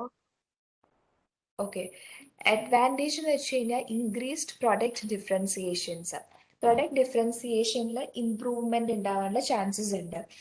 ഞാൻ പറഞ്ഞു മെക്ഡോണൽഡ്സിന്റെ ഒരു എക്സാമ്പിൾ. മെക്ഡോണൽഡ്സ് സപ്ലയർ ആയിട്ട് അവർ ഇന്റഗ്രേറ്റ് ചെയ്തു. സപ്ലയർ ആയിട്ട് അവർ ഇന്റഗ്രേറ്റ് ചെയ്തപ്പോൾ ഹൈ ക്വാളിറ്റി പ്രൊഡക്ട്സ് അവരുടെ സപ്ലയേഴ്സിന്റെ കയ്യിൽ നിന്ന് അവർക്ക് കിട്ടി. ഹൈ ക്വാളിറ്റി പ്രൊഡക്ട്സ് അവർക്ക് കിട്ടുമ്പോൾ ഹൈ ക്വാളിറ്റി പ്രൊഡക്റ്റ് അവർക്ക് കസ്റ്റമേഴ്സിനും പ്രൊവൈഡ് ചെയ്യാം. Quality of the product improve ചെയ്ത് കഴിഞ്ഞാൽ പ്രൊഡക്റ്റ് ഡിഫറൻസിയേഷൻ ഉണ്ടാവും. Like high quality product provide ചെയ്ത് കഴിഞ്ഞാൽ കസ്റ്റമേഴ്സ് പർച്ചേസ് ചെയ്യാൻ റെഡിയാവും. അപ്പൊ അതുകൊണ്ട് quality of the product improvement product ഡിഫറൻസിയേഷനിലേക്ക് എത്തും. At the same time cost കുറയ്ക്കാൻ പറ്റും. സപ്ലയർ നമ്മളുടെ ഒക്കെ സെയിം കമ്പനി തന്നെ റിലേറ്റ് ചെയ്യുന്ന ആളാണ്. അപ്പൊ അങ്ങനെ വരുമ്പോൾ അവർ നമുക്ക് ഹൈ കോസ്റ്റിൽ പ്രൊഡക്റ്റ് ഒന്നും പ്രൊവൈഡ് ചെയ്യില്ല. റൈറ്റ്, ലോവർ കോസ്റ്റിൽ നമുക്ക് പ്രൊവൈഡ് ചെയ്യും അവരുടെ പ്രൊഡക്ട്സ്. ലോ കോസ്റ്റിലെ പ്രൊഡക്ട്സ് റോ മെറ്റീരിയൽസ് നമുക്ക് അവൈൽ ചെയ്ത് കഴിഞ്ഞാൽ നമുക്ക് ലോ കോസ്റ്റിൽ നമുക്ക് കസ്റ്റമേഴ്സിന് പ്രൊഡക്ട്സ് പ്രൊവൈഡ് ചെയ്യാം. മെക്ഡോണൽഡ്സിൽ തന്നെ കോസ്റ്റ് എന്ന് പറയുന്നത് ബർഗേഴ്സിന്റെ കോസ്റ്റ് ലോ കോസ്റ്റിലാണ് അവർ പ്രൊവൈഡ് ചെയ്യുന്നത്. ബിക്കോസ് അവരുടെ സപ്ലയേഴ്സ് ആയിട്ട് അവർ ഇന്റഗ്രേറ്റ് ചെയ്തുകൊണ്ട് സപ്ലയേഴ്സും കുറഞ്ഞ റേറ്റിലാണ് അവർക്ക് പ്രൊഡക്റ്റ് കൊടുക്കുന്നത്. അതും ഹൈ ക്വാളിറ്റിയിൽ തന്നെ അവർ പ്രൊഡക്റ്റ് പ്രൊവൈഡ് ചെയ്യുന്നുണ്ട്. അപ്പൊ അതേ സെയിം സാധനം തന്നെ അവർക്ക് കസ്റ്റമേഴ്സിന് പ്രൊവൈഡ് ചെയ്യാം. കസ്റ്റമേഴ്സിനും ഹൈ ക്വാളിറ്റി പ്രൊഡക്റ്റിൽ പ്രൊവൈഡ് ചെയ്യാം, at the same time lower കോസ്റ്റിലും പ്രൊവൈഡ് ചെയ്യാം. ഇതാണ് ഒരു അഡ്വാൻറ്റേജ് എന്ന് പറയുന്നത്. ഡിസഡ്വാൻറ്റേജ് എന്ന് വെച്ച് കഴിഞ്ഞാൽ കസ്റ്റമേഴ്സിന്റെ കോസ്റ്റ് സ്ട്രക്ചറിൽ, കമ്പനിയുടെ കോസ്റ്റ് സ്ട്രക്ചറിൽ ഇൻക്രീസ് ഉണ്ടാവാനുള്ള ചാൻസസ് ഉണ്ട്. ഇവര് മേർജ് ചെയ്യുന്ന സമയത്ത്, ഇന്റഗ്രേഷൻ നടത്തുന്ന സമയത്ത് മേ ബി ചിലപ്പോൾ മെക്ഡോണൽഡ്സ് ഇപ്പൊ സപ്ലയേഴ്സിനെ പർച്ചേസ് ചെയ്തെന്ന് വെക്കും. ഒരു 1 million ആയിരിക്കും സപ്ലയേഴ്സിനെ അവർ പർച്ചേസ് ചെയ്ത് ഇന്റഗ്രേറ്റ് ചെയ്യുന്നവരായിട്ട്. അപ്പൊ ഒരു 1 million ഇനീഷ്യൽ കോസ്റ്റിൽ ഇൻക്രീസ് ഉണ്ട്. 1 million അവർക്ക് സപ്ലയേഴ്സിന് പേ ചെയ്താലാണ് അവർക്ക് ഇന്റഗ്രേഷൻ നടത്താൻ പറ്റുള്ളൂ. അപ്പൊ ഒരു 1 million എന്ന് പറയുന്നത് അവരുടെ കമ്പനി മെക്ഡോണൽഡ്സ് കമ്പനിക്ക് ഒരു കോസ്റ്റ് ആണ്. അപ്പൊ ആ കോസ്റ്റ് സ്ട്രക്ചറിൽ ഇൻക്രീസസ് ഉണ്ടായാലും ഫൈനലി നമുക്ക് പെർ യൂണിറ്റ് കോസ്റ്റിൽ റിഡക്ഷൻ വരുത്താനുള്ള ചാൻസസ് ഉണ്ട്. പെർ യൂണിറ്റിൽ ഡിക്രീസ് ഉണ്ടാവും, പക്ഷെ നമ്മുടെ ഓവറോൾ കോസ്റ്റ് സ്ട്രക്ചറിൽ ഒരു ഇൻക്രീസസ് ഉണ്ടാവും. അതാണ് വെർട്ടിക്കൽ ഇന്റഗ്രേഷന്റെ ഒരു ഡിസഡ്വാൻറ്റേജ്. ടോട്ടൽ കോസ്റ്റ് സ്ട്രക്ചറിൽ ഇൻക്രീസ് ഉണ്ടാവും, at the same time per unit കോസ്റ്റിൽ റിഡക്ഷൻസ് ഉണ്ടാവും. ഇനി അതുപോലെ വേറൊരു ഡിസഡ്വാൻറ്റേജ് എന്ന് വെച്ച് കഴിഞ്ഞാൽ ടെക്നോളജി ചേഞ്ച് ചെയ്യുന്നതനുസരിച്ച് നമുക്ക് ചേഞ്ചസ് വരുത്താൻ പറ്റില്ല. ബിക്കോസ് സപ്ലയർ ആയിട്ട് നമ്മൾ ഇന്റഗ്രേറ്റ് ചെയ്തു. സപ്ലയർ മേർജ് ചെയ്യുമ്പോൾ ഞാൻ ഓൾറെഡി പ്രൊഡ്യൂസ് ചെയ്തിരുന്ന പ്രൊഡക്റ്റ് ആയിരിക്കും. അതുകൊണ്ടാണ് ഞങ്ങൾക്ക് ഒരു 10 years വരെ ഞാൻ ആ പ്രൊഡക്റ്റ് പ്രൊഡ്യൂസ് ചെയ്തുകൊണ്ടിരുന്നത്. അപ്പൊ അതുകൊണ്ടാണ് ഞാൻ സപ്ലയർ ആയിട്ട് ഇന്റഗ്രേറ്റ് ചെയ്ത് കഴിഞ്ഞപ്പോൾ ഒരു 5 years കഴിഞ്ഞ് കഴിഞ്ഞപ്പോൾ എന്റെ പ്രൊഡക്റ്റിന് ഡിമാൻഡ് കുറഞ്ഞു. ബിക്കോസ് എന്റെ കസ്റ്റമേഴ്സിന്റെ പ്രിഫറൻസസ് ചേഞ്ച് ചെയ്തു. അവർക്ക് എന്റെ പ്രൊഡക്റ്റ് അല്ല വേറെ കുറച്ചുകൂടെ ബെറ്റർ ആയിട്ടുള്ള പ്രൊഡക്റ്റ് വേണം, അല്ലെങ്കിൽ അവരുടെ പ്രിഫറൻസ് ചേഞ്ച് ചെയ്തുകൊണ്ട് എന്റെ പ്രൊഡക്റ്റിനെ അവർ ഡിപ്പെൻഡ് ചെയ്യുന്നില്ല. അപ്പൊ എന്റെ കസ്റ്റമേഴ്സിന്റെ നീഡ്സ് സാറ്റിസ്ഫൈ ചെയ്യാൻ വേണ്ടിയിട്ട് എനിക്ക് അവരുടെ നീഡ്സ് അനുസരിച്ചിട്ടുള്ള ഒരു പ്രൊഡക്റ്റ് പ്രൊഡ്യൂസ് ചെയ്യണമെങ്കിൽ എനിക്കിനി വേറെ സപ്ലയറിനെ ഡിപ്പെൻഡ് ചെയ്യേണ്ടി വരും. അപ്പോൾ ഓൾറെഡി ഞാനൊരു സപ്ലയർ ആയിട്ട് ഇന്റഗ്രേറ്റ് ചെയ്തു. ആ സപ്ലയർ ആയിട്ട് ഇനി എനിക്ക് യൂസ് ഇല്ല, ബിക്കോസ് എന്റെ കസ്റ്റമേഴ്സിന്റെ പ്രിഫറൻസ് ചേഞ്ച് ചെയ്തു. പക്ഷെ ഞാൻ ഇന്റഗ്രേറ്റ് ചെയ്തുകൊണ്ട് എനിക്കിനി വേറെ ഓപ്ഷൻ ഇല്ല, ഓൾറെഡി പ്രൊഡ്യൂസ് ചെയ്തിരുന്ന പ്രൊഡക്റ്റ് തന്നെ പ്രൊഡക്ഷൻ ചെയ്യേണ്ടി വരും. പുതിയ മെത്തേഡ്സ് അല്ലെങ്കിൽ പുതിയ ചേഞ്ചസ് ഒക്കെ അറിയുമ്പോൾ അതനുസരിച്ചിട്ട് എന്റെ കമ്പനിക്ക് ചേഞ്ചസ് വരുത്താൻ എനിക്ക് പറ്റില്ല ഈ ഒരു വെർട്ടിക്കൽ ഇന്റഗ്രേഷൻസ് യൂസ് ചെയ്യുമ്പോൾ. മനസ്സിലായോ അഡ്വാൻറ്റേജസും ഡിസഡ്വാൻറ്റേജും? ടെക്നോളജി ചേഞ്ച് ചെയ്യുമ്പോൾ അവർ ഔട്ട്ഡേറ്റഡ് ടെക്നോളജി തന്നെ യൂസ് ചെയ്തുകൊണ്ടേയിരിക്കും. ബിക്കോസ് അവർക്ക് വേറെ ഓപ്ഷൻ ഇല്ല, ഇനി പുതിയൊരു ടെക്നോളജി യൂസ് ചെയ്യാനുള്ള ഓപ്ഷൻസ് അവർക്ക് ഉണ്ടാവില്ല. അതാണ് വെർട്ടിക്കൽ ഇന്റഗ്രേഷൻ.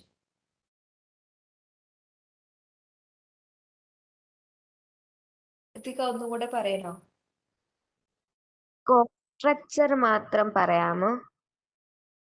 കോസ്റ്റ് സ്ട്രക്ചർ എന്ന് വെച്ചാൽ യൂഷ്വലി ഇപ്പൊ ഇന്റഗ്രേറ്റ് ചെയ്യുമ്പോൾ ഞാൻ പറഞ്ഞു, ഇപ്പോൾ ഒരു എക്സാമ്പിളില് ഞാൻ എൻ്റെ കമ്പനി 1 million പേ ചെയ്തിട്ടായിരിക്കും എൻ്റെ സപ്ലയറിനെ ഞാൻ സപ്ലയർ ആയിട്ട് ഇന്റഗ്രേറ്റ് ചെയ്യുന്നത്. 1 millionoളം പേയ്മെന്റ് ചെയ്തിട്ടായിരിക്കും എൻ്റെ കസ്റ്റമേഴ്സ് ആയിട്ട് ഇന്റഗ്രേഷൻ ചെയ്യുന്നത്. അതിപ്പോ അല്ലെങ്കിൽ ചിലപ്പോൾ ഇന്റഗ്രേഷൻ നടത്തുമ്പോൾ കുറെ റെഗുലേഷൻസ് നമ്മൾ ഫോളോ ചെയ്യേണ്ടി വരും.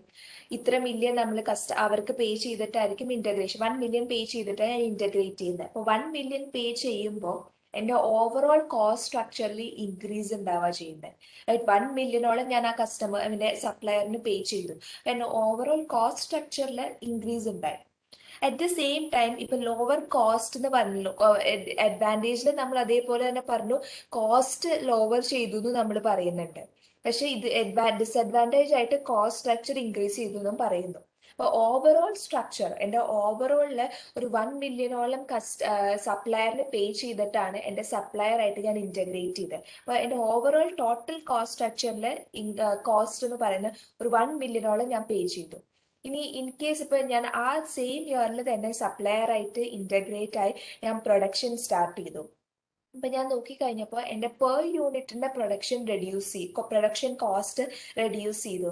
ബിക്കോസ് എൻ്റെ കസ്റ്റമർ എൻ്റെ സപ്ലയർ എനിക്ക് തരുന്ന പ്രൊഡക്റ്റിന്റെ റോ മെറ്റീരിയലിന്റെ കോസ്റ്റ് കുറച്ചിട്ടാണ് എനിക്ക് സപ്ലയർ തരുന്നത്. അപ്പൊ അങ്ങനെ വന്നപ്പോൾ എൻ്റെ പെർ യൂണിറ്റിന്റെ പ്രൊഡക്ഷൻ കോസ്റ്റ് റെഡ്യൂസ് ചെയ്തു. പക്ഷെ ഒരു 1 മില്യണോളം പേ ചെയ്യേണ്ടി വന്നു എനിക്ക്. എൻ്റെ ടോട്ടൽ കോസ്റ്റ് സ്ട്രക്ചറിൽ ഇൻക്രീസ് ഉണ്ടായി. 1 മില്യണോളം ഞാൻ പേ ചെയ്തു. അറ്റ് ദ സെയിം ടൈം എൻ്റെ പെർ യൂണിറ്റ് പ്രൊഡക്ഷൻ കോസ്റ്റും റെഡ്യൂസ് ചെയ്തു. ഇതാണ് ഇൻക്രീസ്ഡ് കോസ്റ്റ് സ്ട്രക്ചർ എന്ന് വെച്ച് കഴിഞ്ഞാൽ. ടോട്ടൽ സ്ട്രക്ചറിൽ ചേഞ്ചസ് ഉണ്ടായി, ടോട്ടൽ സ്ട്രക്ചറിൽ ഇൻക്രീസ് ഉണ്ടായിട്ടുണ്ട് നമ്മുടെ കമ്പനിക്ക് ഇങ്ങനെ ഒരു ഇന്റഗ്രേഷൻ നടത്താനായിട്ട്. ഇന്റഗ്രേഷൻ നടത്തുമ്പോൾ എപ്പോഴും കമ്പനീസിന് എക്സ്പെൻസസ് കൂടുതലാണ്. ഇന്റഗ്രേഷൻ ഇപ്പോൾ ഹൊറിസോണ്ടൽ ആയാലും വെർട്ടിക്കൽ ഇന്റഗ്രേഷൻ ആയാലും കമ്പനിക്ക് എക്സ്പെൻസസ് കൂടുതലാണ്. ഓക്കെ ആണോ Ritika? Okay. Vertical integration example എന്ന് പറയുന്നത് ആമസോൺ ആണ്. യൂഷ്വലി ആമസോൺ അവരുടെ സപ്ലയർ ആയിട്ട് ഇന്റഗ്രേറ്റ് ചെയ്തിട്ടാണ് കസ്റ്റമേഴ്സിന് പ്രൊഡക്ട്സ് പ്രൊവൈഡ് ചെയ്യുന്നത്. അവർക്ക് ലോ കോസ്റ്റിൽ അവർക്ക് പ്രൊഡക്ട്സ് പ്രൊവൈഡ് ചെയ്യാം. Amazon is usually doing this vertical integration. അതുപോലെ എക്സാമ്പിൾ പറഞ്ഞു മെക്ഡോണൽഡ്സ് അവരുടെ സപ്ലയേഴ്സ് ആയിട്ട് ഇന്റഗ്രേറ്റ് ചെയ്തിട്ടുണ്ട്. അപ്പൊ അവർക്കും ബെറ്റർ പ്രൊഡക്ട്സ് കസ്റ്റമേഴ്സിന് പ്രൊവൈഡ് ചെയ്യാം. അതും ലോ കോസ്റ്റിൽ കസ്റ്റമേഴ്സിന് പ്രൊഡക്റ്റ് പ്രൊവൈഡ് ചെയ്യാം. നെക്സ്റ്റ് വൺ എന്ന് പറയുന്നത് സ്ട്രാറ്റജിക് അനാലിസിസ് ആണ്. സ്ട്രാറ്റജിക് അനാലിസിസ് അത് ലോങ് ടേം കോപ്പറേറ്റീവ് റിലേഷൻഷിപ്സ്. രണ്ട് കമ്പനി അല്ലെങ്കിൽ ഒരു രണ്ടോ മൂന്നോ കമ്പനീസ് വെച്ചിട്ട് they will be having a long term relationship. ഇപ്പൊ ലോങ് ടേം റിലേഷൻഷിപ്പിൽ they have decided to work together. ഒരുമിച്ച് വർക്ക് ചെയ്യുക, ഒരേ ഒരു പ്രൊഡക്റ്റ് അപ്പൊ ഇങ്ങനെ ഒരുമിച്ച് വർക്ക് ചെയ്യുമ്പോൾ അവർ ഒരു പ്രൊഡക്റ്റ് ഡെവലപ്പ് ചെയ്ത് കഴിഞ്ഞാൽ ഒരു പെർട്ടിക്കുലർ പ്രൊഡക്റ്റ് ഡെവലപ്പ് ചെയ്താലും ആ ലോങ് ടേം ആ റിലേഷൻഷിപ്പിലുള്ള എല്ലാ കമ്പനീസിനും അത് ബെനിഫിറ്റ് ആയിരിക്കും. മേ ബി ഒരു എക്സാമ്പിൾ പറഞ്ഞൊരു 3 companies they have decided to do a strategic alliances. അപ്പൊ ഇങ്ങനെ സ്ട്രാറ്റജിക് അലയൻസസ് ചെയ്തപ്പോൾ they together developed a particular product. ഇപ്പൊ ടുഗെദർ ഒരു മേ ബി ഒരു പെർട്ടിക്കുലർ ടെക്നോളജി അവർ 3 കമ്പനീസും ചേർന്നിട്ടാണ് ഒരു പുതിയ ടെക്നോളജി അവർ ഡെവലപ്പ് ചെയ്തത്. ഈ പുതിയ ടെക്നോളജി ഡെവലപ്പ് ചെയ്തപ്പോൾ അതിൽ നിന്ന് കിട്ടുന്ന ബെനിഫിറ്റ് ഈ 3 കമ്പനീസും ഒരേപോലെ ഷെയർ ചെയ്യും. അതാണ് സ്ട്രാറ്റജിക് അലയൻസസിൽ ചെയ്യുന്നത്. അപ്പൊ ഇതേ സെയിം സാധനം തന്നെയാണ് ഹൊറിസോണ്ടൽ ഇന്റഗ്രേഷനിലും ചെയ്യാം. പക്ഷെ ഹൊറിസോണ്ടൽ ഇന്റഗ്രേഷനിൽ ഇവർ രണ്ടുപേരും കൂടെ ഒന്നിക്കുക ചെയ്യുന്നത്. അപ്പൊ അവരുടെ എല്ലാ ആക്ടിവിറ്റീസും എല്ലാ ഓപ്പറേഷൻസും ഒരുമിക്കുന്നു. പക്ഷെ സ്ട്രാറ്റജിക് അലയൻസസിൽ ഇവരൊരു റിലേഷൻഷിപ്പിൽ മാത്രമാണ് ഇവരെല്ലാവരും കൂടെ ഒരു കമ്പനിയായി മാറുന്നത്. 3 കമ്പനീസ് ഉണ്ടെങ്കിലും 3 കമ്പനീസും കൂടെ ഒരു കമ്പനിയായിട്ട് മാറുന്നില്ല. 3 കമ്പനീസും ഡിഫറെന്റ് ആയിട്ട് നിൽക്കും. അറ്റ് ദ സെയിം ടൈം അവർ തമ്മിലൊരു റിലേഷൻഷിപ്പ് ഉണ്ടാവും. ഒരു പ്രൊഡക്റ്റ് ഡെവലപ്പ് ചെയ്താൽ പോലും അല്ലെങ്കിൽ ഒരു പുതിയ പെർട്ടിക്കുലർ ടെക്നോളജി അല്ലെങ്കിൽ ഒരു പുതിയ പെർട്ടിക്കുലർ പ്രൊഡക്ഷൻ പ്രോസസ്സ് അവർ കണ്ടുപിടിച്ചാലും ഈ 3 കമ്പനീസും അതിന്റെ ബെനിഫിറ്റ് എൻജോയ് ചെയ്യും. അപ്പൊ അതാണ് സ്ട്രാറ്റജിക് അലയൻസസ് എന്ന് പറയുന്നത്. Strategic alliances are the alternative to the vertical alliances. Vertical അലയൻസസിന് ഒരു ഓൾട്ടർനേറ്റീവ് ആണ് സ്ട്രാറ്റജിക്കൽ അലയൻസസ് എന്ന് പറയുന്നത്. It creates a stable long-term relationship that led both the companies to capture some benefit by avoiding the problem of managed merged company. ഇപ്പൊ companies merge ചെയ്യുമ്പോൾ ഒരു disadvantage എന്ന് പറഞ്ഞാൽ കമ്പനിയുടെ എംപ്ലോയീസ് തമ്മിൽ പ്രോബ്ലംസ് ഉണ്ടാവാനുള്ള ചാൻസസ് ഉണ്ട്. ഞാൻ പറഞ്ഞു മാനേജ്മെന്റ് തമ്മിൽ പ്രോബ്ലംസ് ഉണ്ടാവാൻ ചാൻസസ് ഉണ്ട്. രണ്ട് കൾച്ചറിലുള്ള കമ്പനീസ് ആണ്, രണ്ടും കൂടെ ഒരുമിച്ച് ഒരു കൾച്ചറിൽ വരുമ്പോൾ ഡിഫറൻസസ് വരും. അപ്പോൾ ഡിഫറൻസസ് വരുമ്പോൾ അവർ എംപ്ലോയീസ് തമ്മിൽ പ്രോബ്ലംസ് വരുമ്പോൾ അത് കമ്പനിയുടെ പ്രോഫിറ്റിനെ എഫക്റ്റ് ചെയ്യും. വേറെ സ്ട്രാറ്റജിക് അലയൻസസിൽ വാട്ട് ദേ ഡസ് ഇസ് ഇവർ ഒരു റിലേഷൻഷിപ്പിൽ മാത്രമാണ്. 2 കമ്പനീസ് ഉണ്ടെങ്കിൽ 2 കമ്പനീസും സെപ്പറേറ്റ് ആയിട്ട് തന്നെ ഓപ്പറേറ്റ് ചെയ്യും. സെപ്പറേറ്റ് ആയിട്ടുള്ള എംപ്ലോയീസ് ഉണ്ടാവും, സെപ്പറേറ്റ് ആയിട്ടുള്ള മാനേജ്മെന്റ്സ് ഉണ്ടാവും. പക്ഷെ ദേ വിൽ ബി വർക്കിംഗ് ടുഗെദർ. ഒരുമിച്ചുള്ള ഒരു കോർപ്പറേഷനിൽ ഒരു കോർപ്പറേറ്റ് രീതിയിൽ ദേ will be having A corporation between those companies. ഇപ്പൊ ഒരുമിച്ചായിരിക്കും അവർ എല്ലാ കാര്യങ്ങളും ചെയ്യുന്നത്. ഓക്കെ, ഇപ്പൊ പ്രൊഡക്റ്റ് പ്രൊഡ്യൂസ് ചെയ്യലും അല്ലെങ്കിൽ ഒരു പ്രൊഡക്ഷൻ പ്രോസസ്സ് ഡെവലപ്പ് ചെയ്യുന്നതൊക്കെ അവർ ഒരുമിച്ച് ചെയ്യും. അപ്പൊ അങ്ങനെ ഒരുമിച്ച് ചെയ്യുമ്പോൾ അതിന്റെ ബെനിഫിറ്റ് 2 കമ്പനീസിനും കിട്ടും.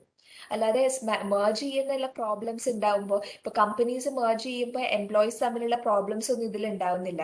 രണ്ടുപേരും രണ്ട് കമ്പനീസ് ആയിട്ടാണ് നിൽക്കുന്നത്. ജസ്റ്റ് ദാറ്റ് അവരുടെ ഓപ്പറേഷൻസ് ഒരേപോലെ ആയിരിക്കും അവർ ചെയ്യുന്നത്, അല്ലെങ്കിൽ അവർ തമ്മിൽ റിലേഷൻഷിപ്പ് അവർ ഒരുമിച്ച് ചെയ്യാമെന്ന് അവർ ഡിസൈഡ് ചെയ്തിട്ടുണ്ട്. അതാണ് സ്ട്രാറ്റജിക് അലയൻസസ് എന്ന് പറയുന്നത്. ഓക്കെ ആണോ ഇത് സ്ട്രാറ്റജിക് അലയൻസസ്? മാം, ഈ സ്ട്രാറ്റജിക് അലയൻസ് ലോങ് ടേം ആയിട്ടാണോ അതോ ഒറ്റ പ്രൊഡക്റ്റ് മാത്രം പ്രൊഡ്യൂസ് ചെയ്യാൻ വേണ്ടിയിട്ടാണോ ഈ കമ്പനീസ് അല്ല റിലേഷൻഷിപ്പിൽ വരുന്നത്? അല്ല ലോങ് ടേം ആയിട്ടുള്ള കാര്യമായിരിക്കും. മേ ബി അതൊരു മോർ ദാൻ ഒരു 10 years വരെയൊക്കെയുള്ള ലോങ് ടേം റിലേഷൻഷിപ്പ് ആയിരിക്കും. ചേഞ്ചസ് നടത്താനുള്ള ചാൻസസും ഉണ്ട് സ്ട്രാറ്റജിക് അലയൻസസിൽ. എന്തെങ്കിലും ഒരു പ്രശ്നം രണ്ടുപേരും തമ്മിൽ വന്നു കഴിഞ്ഞാൽ മേ ബി അവരുടെ റിലേഷൻഷിപ്പ് എൻഡ് ചെയ്യും. ഓക്കെ, അങ്ങനെ ചേഞ്ചസ് വരാനുള്ള ചാൻസസും ഉണ്ട്. പക്ഷെ മേർജിങ് പോലെയല്ല. മേർജിംഗ് എന്ന് പറയുമ്പോൾ അവർ ഫൈനലി ഒരു ഒറ്റ കമ്പനി ആയിട്ട് മാറാ ചെയ്യുന്നത്. സ്ട്രാറ്റജിക് അലയൻസിൽ അവർ തമ്മിലൊരു റിലേഷൻഷിപ്പ് അല്ലെങ്കിൽ ഒരു കോൺട്രാക്റ്റേ ഉള്ള അവർ തമ്മിൽ ഒരുമിച്ച് വർക്ക് ചെയ്യാം എന്നുള്ള ഒരു കോൺട്രാക്റ്റേ ഉള്ള അവർ തമ്മിൽ. അതാണ് സ്ട്രാറ്റജിക് അലയൻസ് എന്ന് പറയുന്നത്. മേർജിംഗിൽ അവർ ഫൈനലി ഒരു കമ്പനി ആയിട്ട് മാറുവാണ്. അതൊരു ലോങ് ടേം പ്രോസസ് ആയിട്ട് മാറുന്നത്. Strategic alliances long term process ആണെങ്കിലും മേ ബി ഒരു 5-10 years കഴിയുമ്പോൾ എന്തെങ്കിലും ചേഞ്ചസ് ഒക്കെ ചെയ്ത് കഴിഞ്ഞ് കഴിഞ്ഞാൽ അവർക്ക് തമ്മിലുള്ള അലയൻസസ് മേ ബി റിലേഷൻഷിപ്പ് അവർ ബ്രേക്ക് ചെയ്യാനുള്ള ചാൻസസ് ഉണ്ട് strategic alliances. Okay, last point വെച്ച് അലയൻസ് എന്ന് പറഞ്ഞാൽ വെർട്ടിക്കൽ ഇന്റഗ്രേഷൻ ആണോ? Alliances is alternative to vertical alliances എന്ന് പറഞ്ഞിരിക്കുന്നത്. വെർട്ടിക്കൽ അലയൻസസിന്റെ ഇപ്പൊ ഞാൻ പറഞ്ഞു മെർജിങ് ചെയ്യുന്നത്, നമ്മൾ വെർട്ടിക്കലിൽ മെർജ് ചെയ്യുന്നത് സപ്ലയേഴ്സ് ആയിട്ടായിരിക്കും മെർജ് ചെയ്യുന്നത്. അപ്പൊ അതേ സെയിം വേയിൽ തന്നെ ഒരു റിലേഷൻഷിപ്പിൽ അവർക്ക് എൻട്രി ചെയ്യാം സപ്ലയർ ആയിട്ട്, റൈറ്റ്? അവർ മേ ബി സപ്ലയർ ആയിട്ട് ഒരു റിലേഷൻഷിപ്പിൽ എൻട്രി ചെയ്താൽ പോലെ അവർക്ക് ആ ബെനിഫിറ്റ് കിട്ടും. അതാണ് സ്ട്രാറ്റജിക് അലയൻസ്. സ്ട്രാറ്റജിക് അലയൻസസിൽ നമ്മൾ മെർജിങ് ഒന്നും ചെയ്യുന്നില്ല, ജസ്റ്റ് ഒരു റിലേഷൻഷിപ്പ് മാത്രമേ ഉള്ളൂ. ഒരു പ്രോപ്പർ വെൽ ഡിഫൈൻഡ് റിലേഷൻഷിപ്പ് ആണ് അവർ തമ്മിൽ ഉണ്ടാവുന്നത്.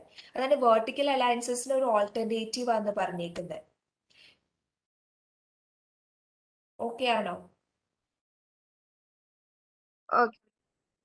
ലാസ്റ്റ് പോയിന്റ് എന്ന് പറഞ്ഞു കഴിഞ്ഞാൽ it creates a stable long term relationship that let both the companies to capture some benefit. ഇപ്പൊ സ്ട്രാറ്റജിക് അലയൻസസിൽ രണ്ട് കമ്പനീസിനും ബെനിഫിറ്റ് ഉണ്ടാവും. ഇപ്പൊ അതിലുള്ള ഇപ്പോൾ ഒരു 3 കമ്പനീസ് ഉണ്ടെങ്കിൽ 3 കമ്പനീസിനും ബെനിഫിറ്റ് ഉണ്ടാവും. ജസ്റ്റ് ഒരാൾക്ക് മാത്രമല്ല ബെനിഫിറ്റ് ഉണ്ടാവുന്നത്. ഒരു പ്രൊഡക്റ്റ് അവർ പ്രൊഡ്യൂസ് ചെയ്ത് അതിൽ ഒരാൾക്ക് മാത്രമല്ല ബെനിഫിറ്റ് ഉണ്ടാവുന്നത്, 3 ആൾക്കാർക്കും ബെനിഫിറ്റ് ഉണ്ടാവും. By avoiding the problem of merge company. പോലെ തന്നെ merge കമ്പനിയിൽ ഉണ്ടാവുന്ന പ്രോബ്ലംസ്, ഒരു കമ്പനീസ് തമ്മിൽ merge ചെയ്യുമ്പോൾ കുറെ പ്രോബ്ലംസ് ഒക്കെ അറിയാനുള്ള ചാൻസസ് ഉണ്ട്. ഇപ്പൊ അല്ലെങ്കിൽ ചിലപ്പോൾ വെർട്ടിക്കൽ ഇന്റഗ്രേഷൻ ചെയ്തപ്പോഴാണെങ്കിൽ പോലും പ്രോബ്ലംസ് കൂടുതൽ ഒക്കെ അറിയാനുള്ള ചാൻസസ് ഉണ്ട്. അത് ചാൻസസിനെ ഡിഫീറ്റ് ചെയ്യുന്നതാണ് സ്ട്രാറ്റജിക് അലയൻസസിന്റെ മെത്തേഡ് എന്ന് പറയുന്നത്. ഓക്കെ ആണോ ഈ സ്ട്രാറ്റജിക് അലയൻസസ്?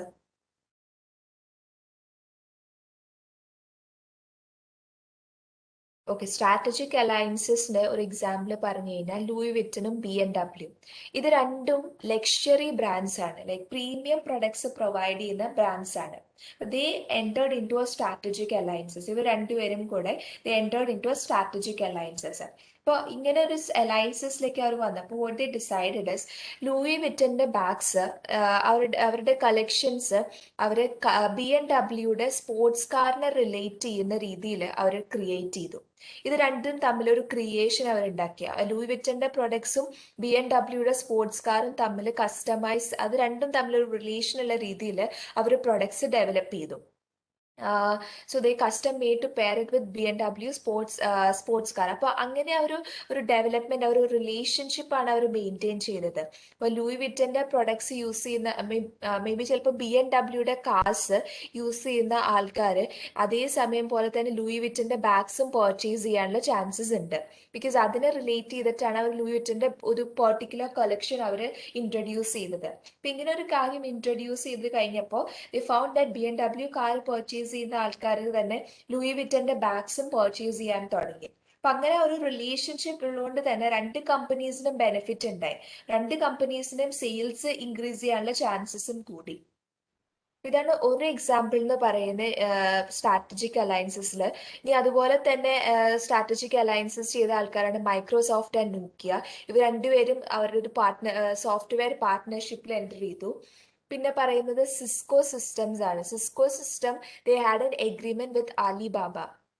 അലിബാബ എന്ന് പറയുന്നത് ചൈനയുടെ ഒരു ബിഗ്ഗസ്റ്റ് ഓൺലൈൻ കൊമേഴ്ഷ്യൽ ആണ്. അപ്പൊ ഇത് രണ്ടും കൂടെ merge ചെയ്തിട്ട് they will be able to use a better opportunity. കൂടുതൽ ഓപ്പർച്യൂണിറ്റീസ് ഇൻക്രീസ് ചെയ്യാനുള്ള ചാൻസസ് ഉണ്ട് സ്ട്രാറ്റജിക് അലയൻസസിൽ. തേർഡ് ഒരു എക്സാമ്പിൾ പറഞ്ഞ Wipro and G joint products. Wipro and G joint products. ഇതിൽ വിപ്രോ ചെയ്തത് ജിയുടെ ഹെൽത്ത് കെയർ പ്രൊഡക്ട്സ് അവർ 85% ജിയുടെ ഹെൽത്ത് കെയർ പ്രൊഡക്ട്സ് അവർ ഇന്ത്യയിൽ പ്രൊവൈഡ് ചെയ്തു. ഇന്ത്യയിൽ അവർ സെൽ ചെയ്തു. Because they had A relation with each other. ഒരു സ്ട്രാറ്റജിക് അലയൻസസ് ഉണ്ടായിരുന്നു വിപ്രോയും ജിയോയും തമ്മിൽ. അപ്പൊ അങ്ങനെ ഒരു അലയൻസിൽ വിപ്രോ ഡിസൈഡ് ചെയ്തു ഇന്ത്യയിൽ ജിയോയുടെ പ്രൊഡക്ട്സ് ഹെൽത്ത് കെയർ പ്രൊഡക്ട്സ് അവർ സെൽ ചെയ്യാന്ന് അവർ ഡിസൈഡ് ചെയ്തു. അപ്പൊ അങ്ങനെ അവർ സെൽ ചെയ്തപ്പോൾ ഒരു 85% പ്രൊഡക്ട്സ് അവർക്ക് സെൽ ചെയ്യാൻ പറ്റി. അപ്പൊ ഇതൊരു സ്ട്രാറ്റജിക് അലയൻസസ് വഴിയാണ് അവർക്ക് പ്രൊഡക്ട്സ് സെർവ് ചെയ്യാൻ പറ്റിയത്. അപ്പൊ ഇങ്ങനെ സ്ട്രാറ്റജിക് അലയൻസസ് ചൂസ് ചെയ്യുമ്പോൾ നമുക്ക് ഡിഫറെന്റ് ഏരിയയിലുള്ള കസ്റ്റമർ ബേസിന് നമുക്ക് പ്രൊഡക്ട്സ് പ്രൊവൈഡ് ചെയ്യാം. ഇപ്പൊ വിപ്രോ വർക്ക് ചെയ്യുന്ന ഇന്ത്യയിലാണ്. അപ്പൊ ഇന്ത്യയിൽ അവർക്ക് കൂടുതൽ കസ്റ്റമേഴ്സ് അറിയാം വിപ്രോനെ. അപ്പൊ വിപ്രോ വഴി ജി പ്രൊഡക്ട്സിന് അവർക്ക് അവരുടെ പ്രൊഡക്റ്റ് ഇന്ത്യയിലുള്ള കസ്റ്റമേഴ്സിന് പ്രൊവൈഡ് ചെയ്യാൻ പറ്റി.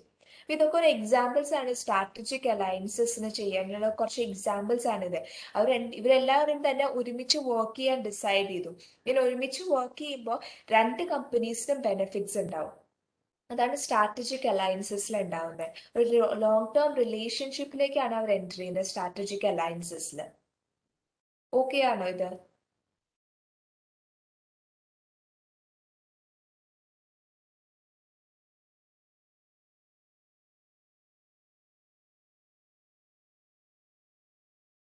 ഓക്കെ ഒരു 5 minutes നിങ്ങൾ ബ്രേക്ക് എടുത്തോ. ഓ 5 minutes കഴിയുമ്പോൾ നിങ്ങൾ ജോയിൻ ചെയ്താൽ മതി. 5 minutes ബ്രേക്ക് എടുത്തോ നിങ്ങൾ.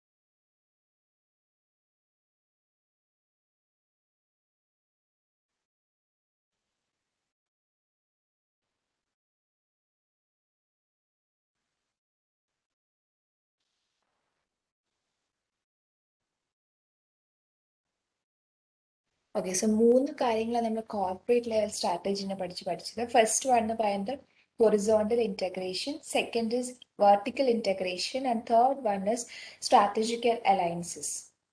ഇനി പറയുന്ന ഫോർത്ത് വൺ എന്ന് പറയുന്നത് സ്ട്രാറ്റജിക് ഔട്ട്സോഴ്സിംഗ് ആണ്. ഔട്ട്സോഴ്സിംഗ് വെച്ച് കഴിഞ്ഞാൽ ചിലപ്പോൾ ചില കമ്പനീസ് അവരുടെ സർവീസസ് വേറെ കമ്പനീസ് അത് മാത്രം സ്പെഷ്യലൈസ്ഡ് ആയിട്ടുള്ള പെർഫോമൻസ് ചെയ്യുന്ന കമ്പനീസ് ഉണ്ടാവും.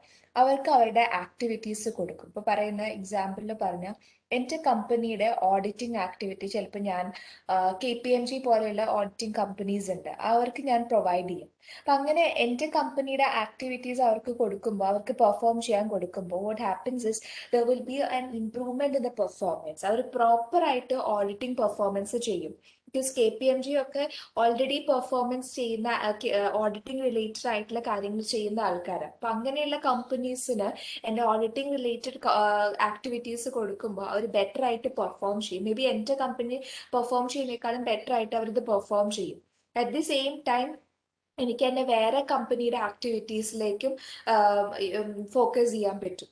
മേ ബി എൻ്റെ പ്രൊഡക്ഷനിലേക്കോ അല്ലെങ്കിൽ എൻ്റെ മാർക്കറ്റിംഗ് ഏരിയയിലൊക്കെ എനിക്ക് കൂടുതൽ ഫോക്കസ് ചെയ്യാൻ പറ്റും. ഓഡിറ്റിംഗ് ആ കാര്യം ഓൾറെഡി ഒരു വെൽ എഫിഷ്യൻ്റ് ആയിട്ടുള്ള ഒരു കമ്പനി ചെയ്യുന്നുണ്ട്. അപ്പൊ എൻ്റെ വാല്യൂ ചെയിൻ, എൻ്റെ വേറെ ആക്ടിവിറ്റീസിലേക്ക് എനിക്ക് കൂടുതൽ ഫോക്കസ് ചെയ്യാം.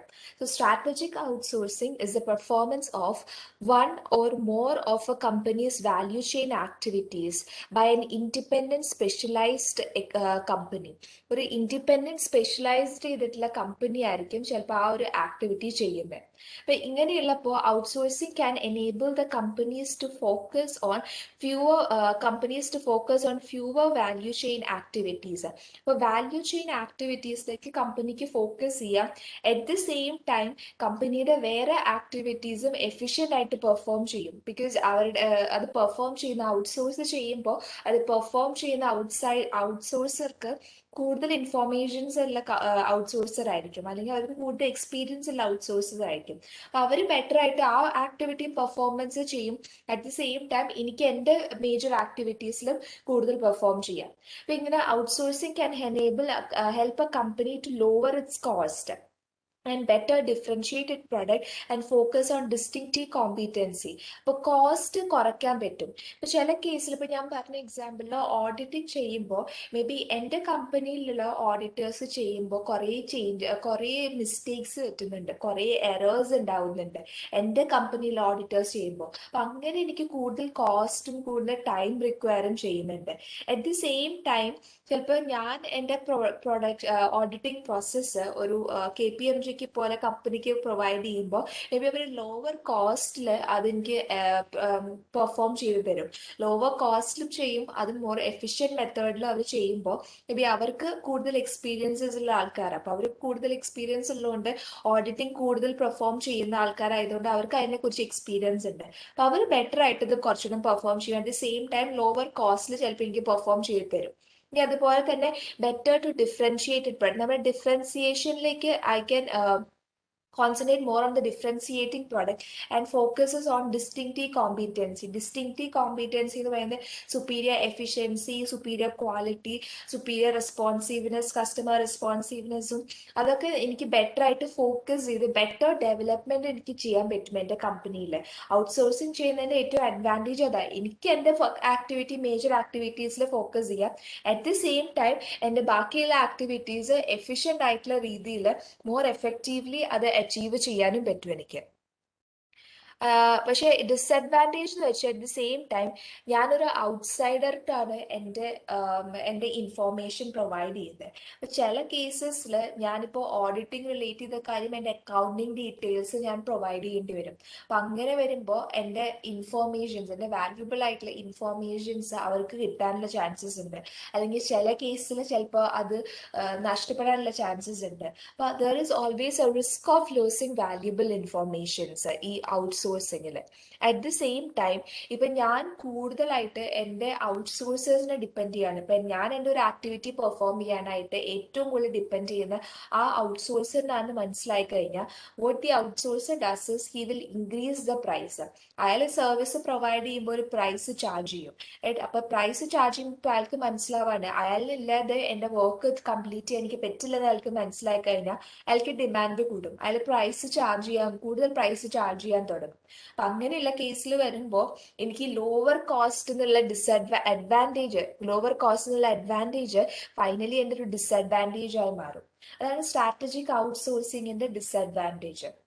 നമ്മൾ ഒരു company it is a performance of one or more companies value chain activities to a independent specialist company. നമ്മുടെ ഇൻഡിപെൻഡന്റ് ആയിട്ടുള്ള സ്പെഷ്യലിസ്റ്റ് കമ്പനിക്ക് നമ്മുടെ കമ്പനിയുടെ കുറച്ച് ആക്ടിവിറ്റീസ് പെർഫോം ചെയ്യാൻ കൊടുക്കുക. That is what is strategic outsourcing എന്ന് പറയുന്നത്. ഓക്കെ ആണോ സ്ട്രാറ്റജിക് ഔട്ട്സോഴ്സിംഗ്?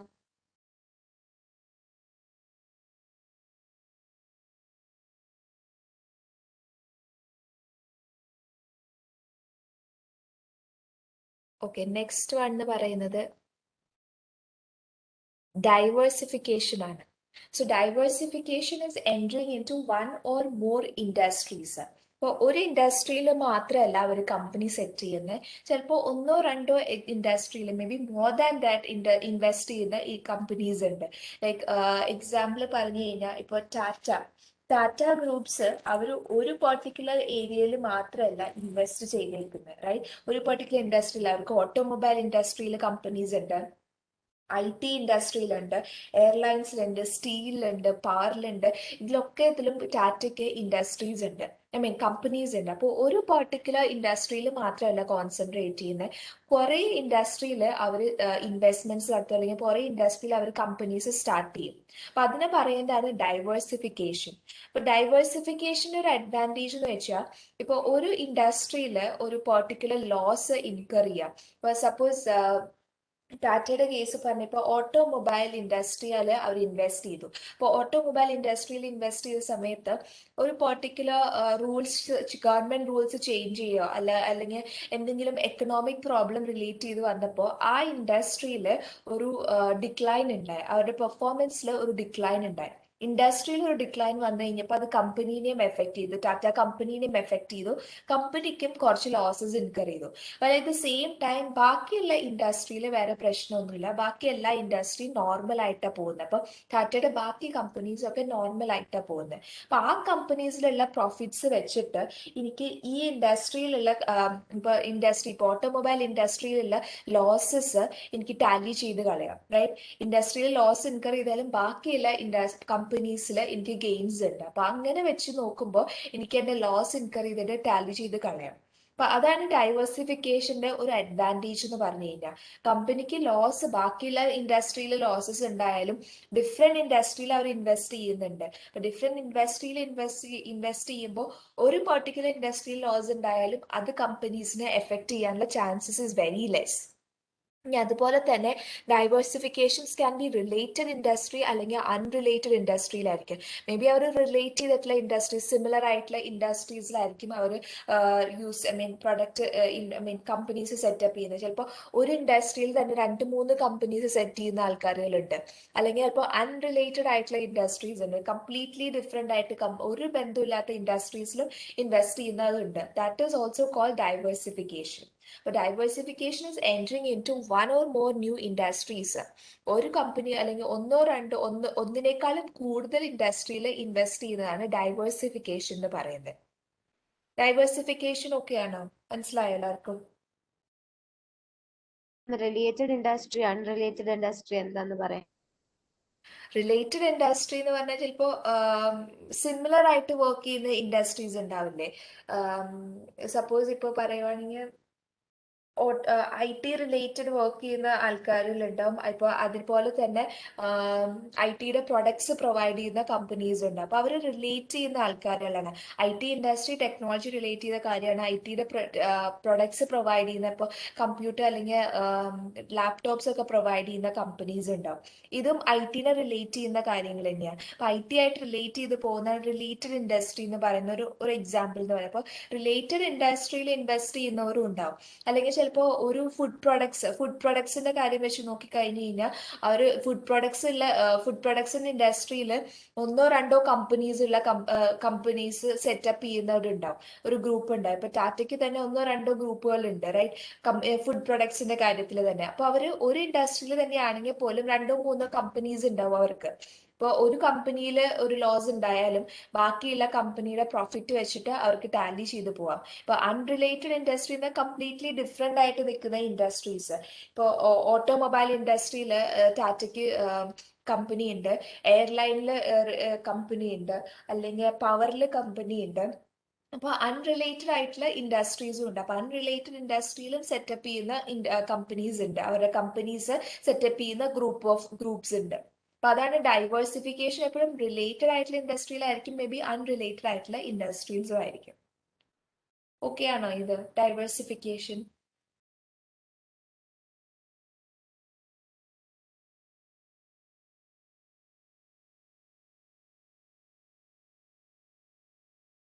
അപ്പോൾ കോർപ്പറേറ്റ് ലെവൽ സ്ട്രാറ്റജീനെ വെച്ച് നോക്കുമ്പോൾ നമുക്ക് 5 ടൈപ്സ് ഓഫ് സ്ട്രാറ്റജി ഇന്റഗ്രേഷൻസ് ആണ് യൂഷ്വലി ചെയ്യുന്നത്. ഫസ്റ്റ് വൺ എന്ന് പറയുന്നത് 5 ടൈപ്പ് ഓഫ് ഡിസിഷൻസ് ആണ് നമ്മൾ യൂഷ്വലി എടുക്കുന്നത്. First one may be horizontal integration ചെയ്യാനുള്ള ഡിസിഷൻ ആയിരിക്കും. Second one is vertical integration. Third one is strategical alliances, അല്ലെങ്കിൽ fourth one is strategical outsourcing, and fifth one is diversification.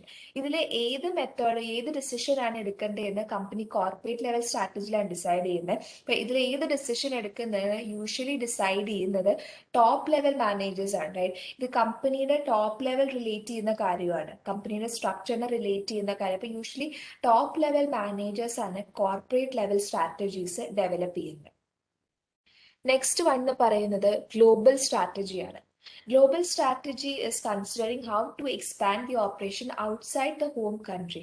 നമ്മൾ work ചെയ്യുന്ന കൺട്രീനെ പുറത്ത് എങ്ങനെ നമ്മുടെ കമ്പനീനെ എക്സ്പാൻഡ് ചെയ്യണം. സ്ട്രാറ്റജി. അപ്പൊ ഗ്ലോബൽ സ്ട്രാറ്റജി എന്ന് പറയുന്നത് നമ്മുടെ പുറത്തുള്ള കമ്പനീസിനെ പുറത്തുള്ള നമ്മുടെ കൺട്രിയിൽ വർക്ക് ചെയ്യുന്ന കമ്പനി അല്ലാതെ പുറത്ത് നമ്മുടെ ഓപ്പറേഷൻസ് എങ്ങനെ കുറച്ചും കൂടെ എക്സ്പാൻഡ് ചെയ്യണം. That is what related to the global strategy എന്ന് പറയുന്നത്. ഗ്ലോബൽ സ്ട്രാറ്റജി ജസ്റ്റ് മെൻഷൻ ചെയ്തിട്ടുള്ളൂ, ടെക്സ്റ്റിൽ ഡീറ്റെയിൽ ആയിട്ട് നമുക്ക് പഠിക്കാനില്ല. ഗ്ലോബൽ സ്ട്രാറ്റജിയിൽ കോർപ്പറേറ്റില് സ്ട്രാറ്റജിക് അലയൻസ് എന്ന് വെച്ചാൽ സ്ട്രാറ്റജിക് അലയൻസ് എന്ന് പറയുന്നത് ഒരു ലോങ് ടേം കോർപ്പറേറ്റ് റിലേഷൻഷിപ്പ് ആണ്. ഇതാണ് ഇമ്പോർട്ടൻ്റ് ആയിട്ട് നോക്കുന്നത്. അവർ ജസ്റ്റ് റിലേഷൻഷിപ്പിൽ മാത്രമേ എൻ്റർ ചെയ്യുന്നുള്ളൂ. ഇങ്ങനെ പുതിയൊരു കമ്പനി ഫോം ചെയ്യുന്നില്ല. അവർ രണ്ട് മൂന്നോ കമ്പനീസ് ഈ സ്ട്രാറ്റജിക് അലയൻസസിൽ ഉണ്ടെങ്കിൽ ഇവരെല്ലാവരും കൂടെ ഒരുമിച്ച് ഒരു കമ്പനി ആയിട്ട് മാറുന്നില്ല. They are just entering in to a corporate relation. ഒരു റിലേഷൻഷിപ്പിലേക്ക് മാത്രമാണ് അവർ എൻ്റർ ചെയ്യുന്നത്. ഇപ്പോൾ എക്സാമ്പിൾ നോക്കിക്കഴിഞ്ഞാൽ എൻ്റെ കമ്പനി ഞാൻ വേറെ 3 കമ്പനീസ് ആയിട്ട് അലയൻസ് ചെയ്തു. അങ്ങനെ അലയൻസ് ചെയ്തപ്പോൾ ഞാൻ ഡിസൈഡ് ചെയ്തു എൻ്റെ പ്രൊഡക്റ്റ് ഞാൻ പ്രൊഡ്യൂസ് ചെയ്യുമ്പോൾ അവരുടെ പ്രൊഡക്റ്റ് ആയിട്ട് റിലേറ്റ് ചെയ്യുന്ന കുറച്ച് കാര്യങ്ങൾ എനിക്ക് ഉണ്ടാവും എന്നുള്ള രീതിയിലാണ് ഞാൻ അലയൻസസ് നടത്തിയത്. അല്ലെങ്കിൽ ഇപ്പൊ ഞങ്ങൾ 4 കമ്പനീസും കൂടെ ചേർന്ന് ഒരു പുതിയ പ്രൊഡക്ഷൻ പ്രോസസ്സ് കണ്ടുപിടിച്ചു. അപ്പൊ അങ്ങനെ പുതിയ പ്രൊഡക്ഷൻ പ്രോസസ്സ് കണ്ടുപിടിച്ചപ്പോൾ വി ഡിസൈഡ് നമ്മൾ ഒരുമിച്ചുള്ള ഒരു കമ്പനിയാണെന്ന് ഡിസൈഡ് ചെയ്തു. അപ്പൊ അങ്ങനെ ഡിസൈഡ് ചെയ്തപ്പോൾ പുതിയ പ്രൊഡക്ഷൻ പ്രോസസ്സ് ആണെങ്കിലും 4 പേരും അതിന്റെ അഡ്വാൻറ്റേജസ് ഷെയർ ചെയ്യാൻ, അതിന് ബെനിഫിറ്റ് ഷെയർ ചെയ്യാൻ ഡിസൈഡ് ചെയ്തു. ഈ സ്ട്രാറ്റജിക് അലയൻസസിൽ വരുമ്പോൾ ഏറ്റവും ഇമ്പോർട്ടൻ്റ് ആയിട്ട് കാര്യം എന്ന് വെച്ചാൽ മെർജ് ചെയ്യുന്ന കമ്പനീസിന്റെ ഡിസഡ്വാൻറ്റേജ് ഈ സ്ട്രാറ്റജിക് അലയൻസസ് ഒരു അഡ്വാൻറ്റേജ് ആയി മാറ്റാണ്. മെർജ് ചെയ്യുന്ന കമ്പനീസിന് എന്താ പ്രോബ്ലം എന്ന് വെച്ചാൽ അവർ മെർജ് ചെയ്യുമ്പോൾ അവർ വേറെ എംപ്ലോയീസ് തമ്മിലുള്ള പ്രോബ്ലംസ് ഉണ്ടാകുന്നുണ്ട്. അല്ലെങ്കിൽ ഇപ്പോൾ വെർട്ടിക്കൽ അലയൻസസ് ചെയ്യുമ്പോൾ അവർക്ക് ടെക്നോളജി അപ്ഡേറ്റ് ചെയ്ത് പോകാനുള്ള ചാൻസസ് ഉണ്ട്. അപ്പം ടെക്നോളജി അപ്ഡേറ്റ് ചെയ്യാൻ പറ്റില്ല അവർക്ക്. ടെക്നോളജി ഔട്ട്ഡേറ്റഡ് ആയിട്ട് പോകാനുള്ള ചാൻസസ് ഉണ്ട്. അപ്ഡേഷൻസ് നടത്തുമ്പോൾ അത് അവർക്ക് ചെയ്യാൻ പറ്റില്ല. അതൊരു ഡിസഡ്വാൻറ്റേജസ് ആണ് വെർട്ടിക്കൽ അലയൻസസ്. അല്ലെങ്കിൽ ഹൊറിസോണ്ടൽ മെർജിങ്ങിൽ വരുമ്പോൾ എംപ്ലോയീസ് തമ്മിൽ പ്രോബ്ലംസ് ക്രിയേറ്റ് ചെയ്യാനുള്ള ചാൻസസ് കൂടുതലാണ്. അപ്പൊ ഈ മെർജിങ് കമ്പനീസ് കമ്പനി മേർജ് ചെയ്യുമ്പോൾ പ്രോബ്ലംസ് ഡിസഡ്വാൻറ്റേജസ് ഇൻക്രീസ് ചെയ്യാനുള്ള ചാൻസസ് ഉണ്ട്. സ്ട്രാറ്റജിക് അലയൻസസ് വരുമ്പോൾ അവർ ചുമ്മാ ഒരു ലോങ് ടേം ഒരു റിലേഷൻഷിപ്പിലാണ്. അങ്ങനെ ഒരു റിലേഷൻഷിപ്പിൽ വരുമ്പോൾ അതിലുള്ള ബെനിഫിറ്റ്സ് മാത്രമേ അവർ ഷെയർ ചെയ്യുന്നുള്ളൂ. ഇപ്പൊ ചെറിയൊരു ലോസ് ഇൻകർ ചെയ്താലും ആ ലോസസ് മാത്രമേ അവർ ഷെയർ ചെയ്യുന്നുള്ളൂ. ഹ്യൂജ് ലോസസ് കമ്പനിക്ക് ഉണ്ടാവാനുള്ള ചാൻസസ് കുറവാണെങ്കിൽ ഹ്യൂജ് പ്രോഫിറ്റ് ഉണ്ടാവില്ല. At the same time they will be able to share the benefits. ഒരു ഡിഫറെന്റ് ആയിട്ട് നിൽക്കുന്ന ഒരു റിലേഷൻഷിപ്പിലായതുകൊണ്ട് അവർക്ക് ബെനിഫിറ്റ്സ് ഷെയർ ചെയ്യാൻ പറ്റും. ഇപ്പൊ എക്സാമ്പിളിന് പറഞ്ഞ് നമ്മള് ഒരു എക്സാമ്പിൾ പറഞ്ഞപ്പോൾ വിപ്രോയിലും GE പ്രൊഡക്ട്സും GE വെഞ്ചേഴ്സും ഇവർ രണ്ടുപേരും കൂടെ ഒരുമിക്കാൻ ഡിസൈഡ് ചെയ്തു. സ്ട്രാറ്റജിക് അലയൻസസ് ഡിസൈഡ് ചെയ്തു. അപ്പൊ വിപ്രോ എന്ത് ചെയ്തു? വിപ്രോയുടെ സർവീസ് അയച്ചിട്ട് Wipro is not in India, right? അപ്പൊ വിപ്രോയുടെ സർവീസസ് യൂസ് ചെയ്തിട്ട് GEയുടെ ഹെൽത്ത് കെയർ പ്രൊഡക്റ്റ് ഇന്ത്യയിൽ പ്രൊവൈഡ് ചെയ്തു. അപ്പൊ അങ്ങനെ ഇന്ത്യയിൽ പ്രൊവൈഡ് ചെയ്തപ്പോൾ ഒരു 85% ഷെയറിൽ ഇൻക്രീസസ് വന്നു. അപ്പൊ അതും കമ്പനിക്ക് ഒരു അഡ്വാൻറ്റേജ് ആണ്. അവർ രണ്ടുപേരും ഷെയർ ചെയ്യാൻ ഡിസൈഡ് ചെയ്തു, ബെനിഫിറ്റ്സ് ഷെയർ ചെയ്യാൻ ഡിസൈഡ് ചെയ്തു. അതാണ് ജിയോയുടെ എക്സാമ്പിൾ പറഞ്ഞത്. ഇങ്ങനെ കമ്പനീസ് രണ്ടുപേരും കൂടെ ജോയിൻ ചെയ്ത് കഴിഞ്ഞ് കഴിഞ്ഞാൽ they will be able to share the benefits together. ഇപ്പൊ മേർജിങ്ങിൽ അവർ രണ്ടുപേരും കൂടെ ഒന്നിച്ചിട്ടുള്ള കാര്യങ്ങളാണ് ചെയ്യുന്നത്. ഇപ്പൊ സ്ട്രാറ്റജിക് അലയൻസസിലെ കമ്പനീസ് സെപ്പറേറ്റ് ആയിട്ട് നിന്നിട്ട് they will be sharing their അഡ്വാൻറ്റേജസോ അല്ലെങ്കിൽ അവരുടെ ബെനിഫിറ്റ് ഒക്കെ അവർ ഷെയർ ചെയ്യും. മേ ബി പ്രൊഡക്റ്റിന്റെ പ്രൊഡക്ഷൻ പ്രോസസ്സോ അല്ലെങ്കിൽ സർവീസസോ അല്ലെങ്കിൽ പ്രൊഡക്റ്റ് റിലേറ്റഡ് ആയിട്ടുള്ള പുതിയൊരു പ്രൊഡക്റ്റ് അവർ ഒരുമിച്ച് ഡെവലപ്പ് ചെയ്ത് അതിന്റെ ബെനിഫിറ്റ്സ് അവർ ഒരുമിച്ച് ഷെയർ ചെയ്യും. അല്ലാതെ അവരുടെ പ്രോപ്പർ ഓവറോൾ ഓപ്പറേഷൻസ് അവർ ഒന്നാക്കി മാറ്റുന്നില്ല. ഷെയർ ചെയ്യുള്ളൂ. അല്ല ലോസ് ഇൻകർ ഇൻ കേസ് ചെയ്താലും ഇപ്പൊ അവർക്ക് ലോസ് ഉണ്ടായി കഴിഞ്ഞാൽ അവർ ഷെയർ ചെയ്യോ? ലോസ് ഉണ്ടായി കഴിഞ്ഞാലും ലോസും അവർ ഷെയർ ചെയ്യും. ലോസസ് ഇപ്പോൾ പുതിയ പ്രൊഡക്റ്റ് അവർ ഡെവലപ്പ് ചെയ്തു. 3 പേരും കൂടെ ഒരുമിച്ച് പുതിയൊരു പ്രൊഡക്റ്റ് ഡെവലപ്പ് ചെയ്തു. പുതിയ പ്രൊഡക്റ്റ് ഡെവലപ്പ് ചെയ്തപ്പോൾ അതിൽ ലോസാണ് ഇൻകർ ചെയ്തു. അവർ വിചാരിച്ച പോലെ ആ പ്രൊഡക്റ്റ് അത്ര ഹിറ്റ് ആയില്ല. അപ്പൊ അങ്ങനെ വരുമ്പോൾ ലോസ് ഇൻകർ ചെയ്തു കമ്പനിക്ക്. ആ ലോസസും അവർ 3 പേരും കൂടെ ഒരുമിച്ച് ഷെയർ ചെയ്യും. ഓക്കെ ആണോ strategic alliances? Okay miss.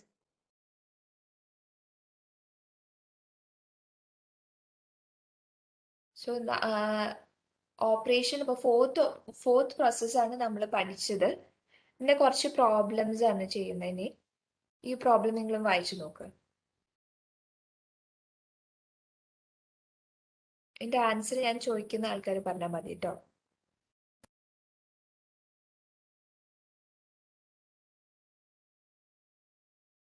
Global strategy നമ്മളിപ്പോൾ ഇന്ത്യയിലാണ് എൻ്റെ കമ്പനി വർക്ക് ചെയ്യുന്നത്. അപ്പോൾ ഇന്ത്യയിൽ മാത്രമല്ല ഓപ്പറേഷൻ, എൻ്റെ കമ്പനിയുടെ ഓപ്പറേഷൻ ഔട്ട്സൈഡ് ഇന്ത്യയിലേക്ക് എക്സ്പാൻഡ് ചെയ്യാൻ ഡിസൈഡ് ചെയ്യുന്നതാണ് ഗ്ലോബൽ ലെവൽ സ്ട്രാറ്റജി എന്ന് പറയുന്നത്. ഗ്ലോബൽ ലെവൽ സ്ട്രാറ്റജിയിൽ നമ്മൾ എടുക്കുന്ന ഡിസിഷൻ അതാ നമ്മുടെ ഹോം കൺട്രിയിലല്ലാതെ വേറെ പുറത്തുള്ള കൺട്രീസിലേക്ക് എൻ്റെ കമ്പനിയുടെ ഓപ്പറേഷൻസ് എക്സ്പാൻഡ് ചെയ്യുക. That is what is related to the global strategies. Globally നമ്മൾ ഒരു അഡ്വാൻറ്റേജസ് ഉണ്ടാക്കാനാണ് നോക്കുന്ന ഗ്ലോബൽ സ്ട്രാറ്റജിയിൽ. ഗ്ലോബൽ സ്ട്രാറ്റജി ജസ്റ്റ് മെൻഷൻ ചെയ്ത പോയിട്ടുള്ളൂ ടെക്സ്റ്റിൽ. നിങ്ങൾക്ക് ഡീറ്റെയിൽ ആയിട്ട് ഒന്നും പഠിക്കാനില്ല. ജസ്റ്റ് ഔട്ട്സൈഡ് കൺട്രിയിലേക്ക് ഓപ്പറേഷൻസ് എക്സ്പാൻഡ് ചെയ്യാനായിട്ടാണ് ഗ്ലോബൽ സ്ട്രാറ്റജി യൂസ് ചെയ്യുന്നതായിട്ടാണ് ടെക്സ്റ്റിൽ പറഞ്ഞിരിക്കുന്നത്. ഇതിന് കൂടുതൽ ക്വസ്റ്റ്യൻസ് ഒന്നും ചോദിക്കാനുള്ള ചാൻസസ് ഇല്ല നിങ്ങൾക്ക്.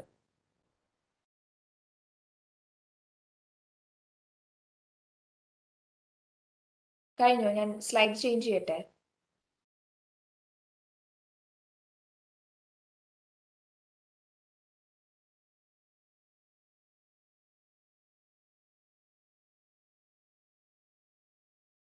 ഓക്കെ, ഈ ക്വസ്റ്റ്യൻ നിങ്ങളൊന്ന് നോക്ക്.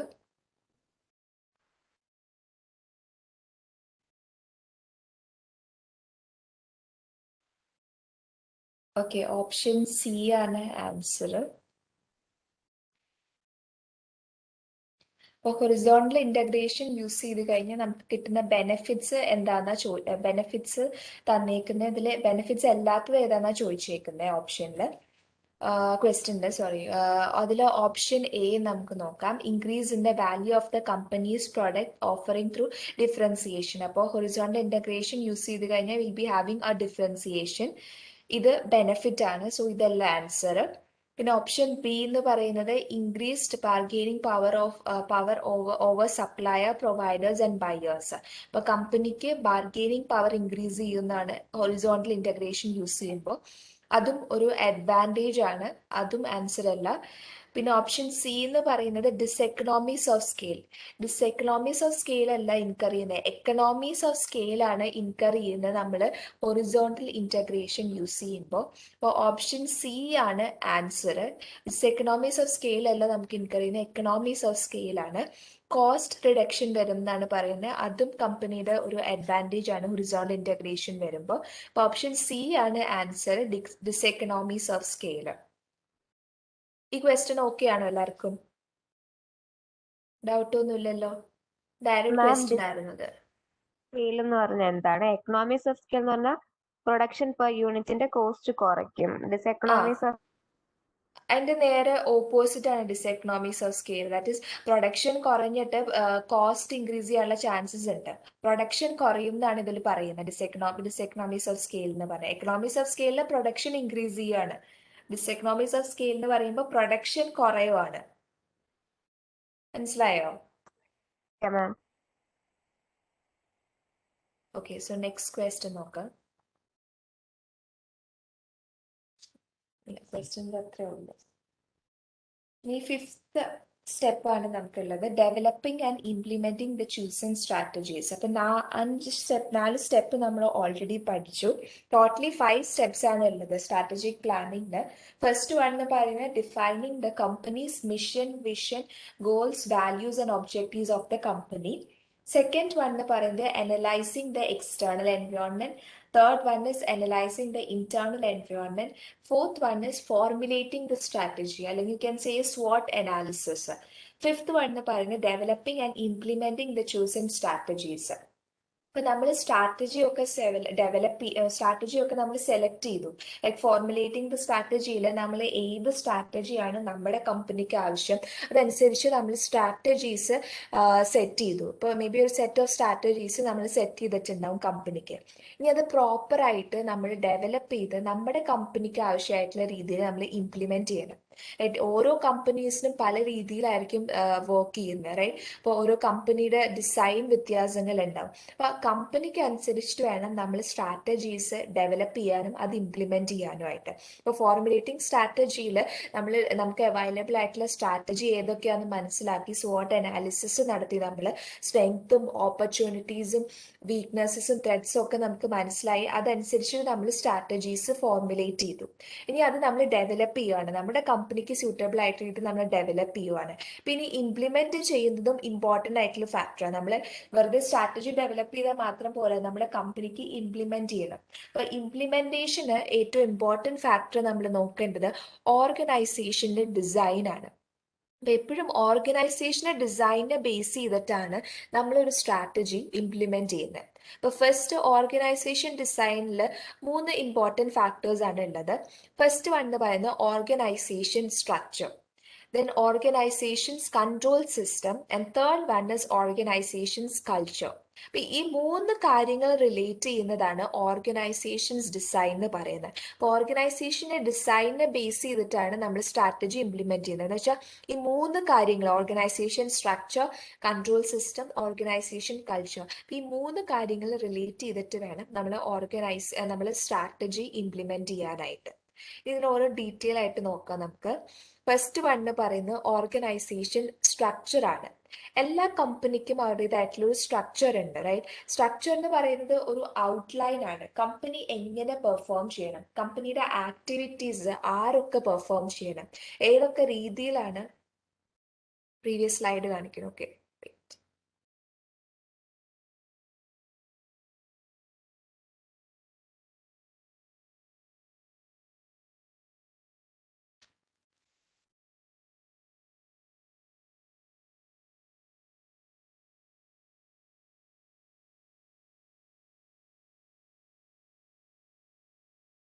സ്ലൈഡ്സിലുള്ളതൊക്കെ കുറേയൊക്കെ ടെക്സ്റ്റിലുള്ള കാര്യമാട്ടോ. എല്ലാവരും ടെക്സ്റ്റും പഠിക്കണം. ജസ്റ്റ് ഈ നോട്ട്സ് മാത്രം പഠിച്ചാൽ പോരാ, ടെക്സ്റ്റും പഠിക്കണം എല്ലാവരും.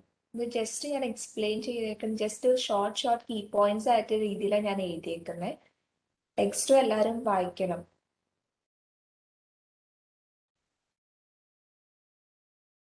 മാം. ഓക്കെ, സോ ഓർഗനൈസേഷൻ സ്ട്രക്ചർ, അപ്പോൾ ഓർഗനൈസേഷനിൽ നടക്കുന്ന ആക്ടിവിറ്റീസ്, എങ്ങനെയൊക്കെയാണ് ആക്ടിവിറ്റീസ് പെർഫോം ചെയ്യുന്നത്, അത് ഡിസ്ക്രൈബ് ചെയ്യുന്നതാണ് ഓർഗനൈസേഷൻ സ്ട്രക്ചർ. അപ്പോൾ organisation structure is a system that outline how certain activities are directed in order to achieve the goals of the organization. എങ്ങനെയാണ് നമ്മുടെ കമ്പനിയിലുള്ള ആക്ടിവിറ്റീസ്, കേൾക്കുന്നില്ലേ നിങ്ങൾക്ക്? Yes ma'am. ഇടയ്ക്ക് വോയിസ് കുറഞ്ഞു പോകും മിസ്സേ. ഇപ്പൊ കേൾക്കുന്നുണ്ടോ ക്ലിയർ ആയിട്ട് നിങ്ങൾക്ക്?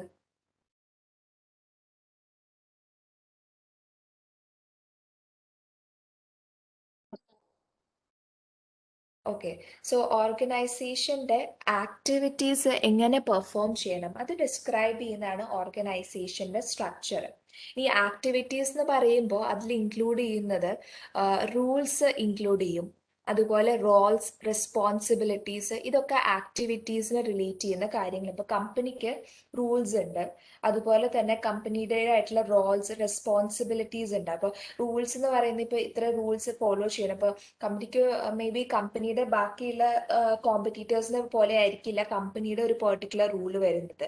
അല്ലെങ്കിൽ കമ്പനിയുടെ റെസ്പോൺസിബിലിറ്റി, ആരൊക്കെ റെസ്പോൺസിബിൾ ആയിരിക്കണം, ആരൊക്കെയാണ് മാനേജേഴ്സ് ആവേണ്ടത്, ആരൊക്കെയാണ് വർക്കേഴ്സ് ആവേണ്ടത്, അങ്ങനെ ഒരു സ്ട്രക്ചർ ഉണ്ടാവും കമ്പനിക്ക്. എപ്പോഴും കമ്പനിയുടെ ടോപ്പ് ലെവൽ ഉണ്ടാവും, ഒരു മിഡിൽ ലെവൽ ഉണ്ടാവും, ലോവർ ലെവൽ ഉണ്ടാവും, പിന്നെ എംപ്ലോയീസ് ഉണ്ടാവും.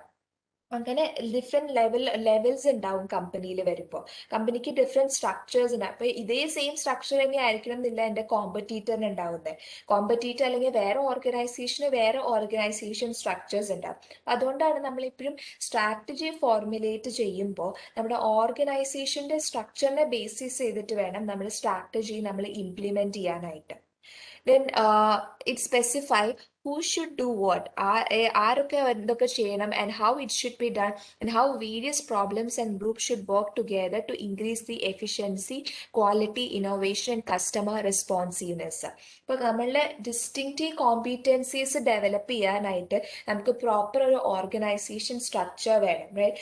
ഓർഗനൈസേഷൻ സ്ട്രക്ചർ ഇല്ലെങ്കിൽ നമ്മുടെ കമ്പനിയിൽ വർക്ക് ചെയ്യുന്ന ആൾക്കാർ പലരും പല രീതിയിൽ വർക്ക് ചെയ്യും. ഇപ്പോൾ ഓർഗനൈസേഷൻ സ്ട്രക്ചർ വഴിയായിരിക്കും ചിലപ്പോൾ ഇൻഫോർമേഷൻസ് പാസ് ചെയ്യുന്ന കമ്പനീസ്. ഇപ്പോൾ സിഇഒ ഒരു റൂൾ സെറ്റ് ചെയ്തു. സിഇഒ ഒരു റൂൾ സെറ്റ് ചെയ്ത് കഴിഞ്ഞപ്പോൾ സിഇഒ ഡയറക്റ്റ് ആയിട്ട് പോയിട്ട് വർക്കേഴ്സിനോട് കമ്മ്യൂണിക്കേറ്റ് ചെയ്യല്ല ചെയ്യുന്നത്. റാദർ സിഇഒയുടെ താഴെ നിൽക്കുന്ന മാനേജേഴ്സ് ആയിട്ട്, മേ ബി ഇപ്പോൾ പ്രൊഡക്ഷൻ ആയിട്ടായിരിക്കും. ഇപ്പോൾ എക്സാമ്പിൾ പറയുകയാണെങ്കിൽ പ്രൊഡക്ഷൻ ആയിട്ട് അവർ ഇൻഫോർമേഷൻ പാസ് ചെയ്യും. ഈ പ്രൊഡക്ഷൻ മാനേജ്മെന്റ് താഴെയുള്ള വേറെ മാനേജേഴ്സ് ഉണ്ടാവും, അവരായിട്ട് കമ്മ്യൂണിക്കേറ്റ് ചെയ്യും. ആ മാനേജേഴ്സ് ആയിരിക്കും, ആ ലോവർ ലെവൽ മാനേജേഴ്സ് ആയിട്ടും ഫൈനലി വർക്കേഴ്സ് ആയിട്ട് കമ്മ്യൂണിക്കേറ്റ് ചെയ്യുന്നത്. അപ്പോൾ ഒരു പ്രോപ്പർ കമ്മ്യൂണിക്കേഷൻ സ്ട്രക്ചേഴ്സ് വേണം കമ്പനിക്ക്. ഇപ്പോൾ ഇങ്ങനെ ഒരു കമ്മ്യൂണിക്കേഷൻ സ്ട്രക്ചർ ഇല്ലെങ്കിൽ ചിലപ്പോൾ ഇപ്പോൾ സിഇഒ എല്ലാ വർക്കേഴ്സിൻ്റെ അടുത്തും വന്ന് ഓരോരുത്തരുടെ അടുത്തും കമ്മ്യൂണിക്കേറ്റ് ചെയ്യാൻ പാടായിരിക്കും. ഒരു പ്രോപ്പർ ഓർഗനൈസേഷൻ സ്ട്രക്ചർ വേണം കമ്പനീസിന്. സെക്കൻഡ് വൺ എന്ന് പറയുന്നത് കമ്പനിയുടെ ഓർഗനൈസേഷൻ സ്ട്രക്ചറിന്റെ ഒരു ഫോമാണിത്. ഫസ്റ്റ് വരുന്നത് ഷെയർ ഹോൾഡേഴ്സ് ആണ്. ഫസ്റ്റ് വരുന്നത് ഷെയർ ഹോൾഡേഴ്സിന് വേണ്ടി വർക്ക് ചെയ്യുന്നതാണ് board of directors. Like share holders ആണ് ബോർഡ് ഓഫ് ഡയറക്ടേഴ്സിനെ അപ്പോയിന്റ് ചെയ്യുന്നത്.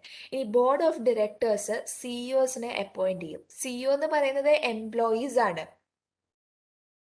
Previous slide. ഓക്കെ, ഒരു മിനിറ്റ്, ഞാനിത് എക്സ്പ്ലെയിൻ ചെയ്തിട്ട് നിങ്ങൾക്ക് പ്രീവിയസ് സ്ലൈഡ് കാണിച്ചു തരാം. സിഇഒ എന്ന് പറയുന്നത് എംപ്ലോയീസ് ആണ്. ഇപ്പൊ സിഇഒനെ അപ്പോയിന്റ് ചെയ്ത് ബോർഡ് ഓഫ് ഡയറക്ടേഴ്സ് ആണ്. ഇനി ബോർഡ് ഓഫ് ഡയറക്ടേഴ്സിന് താഴെ സെയിൽസ് ഹെഡ് ഉണ്ടാവും, മാർക്കറ്റിംഗ് ഹെഡ് ഉണ്ടാവും, ഫൈനാൻസ് ഉണ്ടാവും, HR ഉണ്ടാവും, പ്രൊഡക്ഷൻ ഉണ്ടാവും, അങ്ങനെ കുറെ ഡിപ്പാർട്ട്മെന്റ്സ് ഉണ്ടാവും സിഇഒയുടെ താഴെ. ഇപ്പൊ ഇനി ഓരോ ഡിപ്പാർട്ട്മെന്റിനും താഴെ പിന്നെയും ഫെർദർ ലോവർ എംപ്ലോയീസ് ഉണ്ടാവും. ഈ ഫെർദർ ലോവർ മാനേജേഴ്സ് ഉണ്ടാവും. ഈ മാനേജേഴ്സിന് താഴെ ആയിരിക്കും പിന്നെ വരുന്നത് എംപ്ലോയീസ് എന്ന് പറയുന്നത്. അപ്പോൾ സ്ട്രക്ചർ എന്ന് പറയുന്നത് യൂഷ്വലി ടോപ്പ് ലെവൽ ഉണ്ടാവും, പിന്നെ ഒരു മിഡിൽ ലെവൽ ഉണ്ടാവും, പിന്നെ ഒരു ലോവർ ലെവൽ മാനേജേഴ്സ് ഉണ്ടാവും, ആൻഡ് ഫൈനലി എംപ്ലോയീസ് ഉണ്ടാവും. ഇതാണ് യൂഷ്വലി കമ്പനീസിനുള്ള സ്ട്രക്ചർ എന്ന് പറയുന്നത്. ഓക്കെ ആണോ ഈ ഓർഗനൈസേഷൻ സ്ട്രക്ചർ? പ്രീവിയസ് സ്ലൈഡ് ചെയ്തു.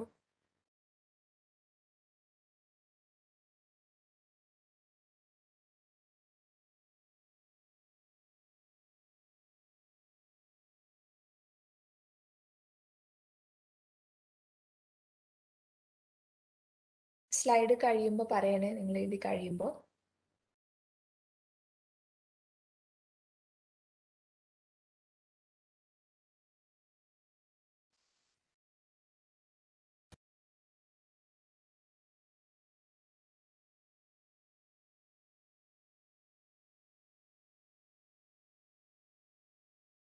ഓക്കെ, സോ നെക്സ്റ്റ് വൺ എന്ന് പറയുന്നത് ഓർഗനൈസേഷന്റെ കൺട്രോൾ സിസ്റ്റം ആണ്. Control system allows the executive to track how well the organization is performing.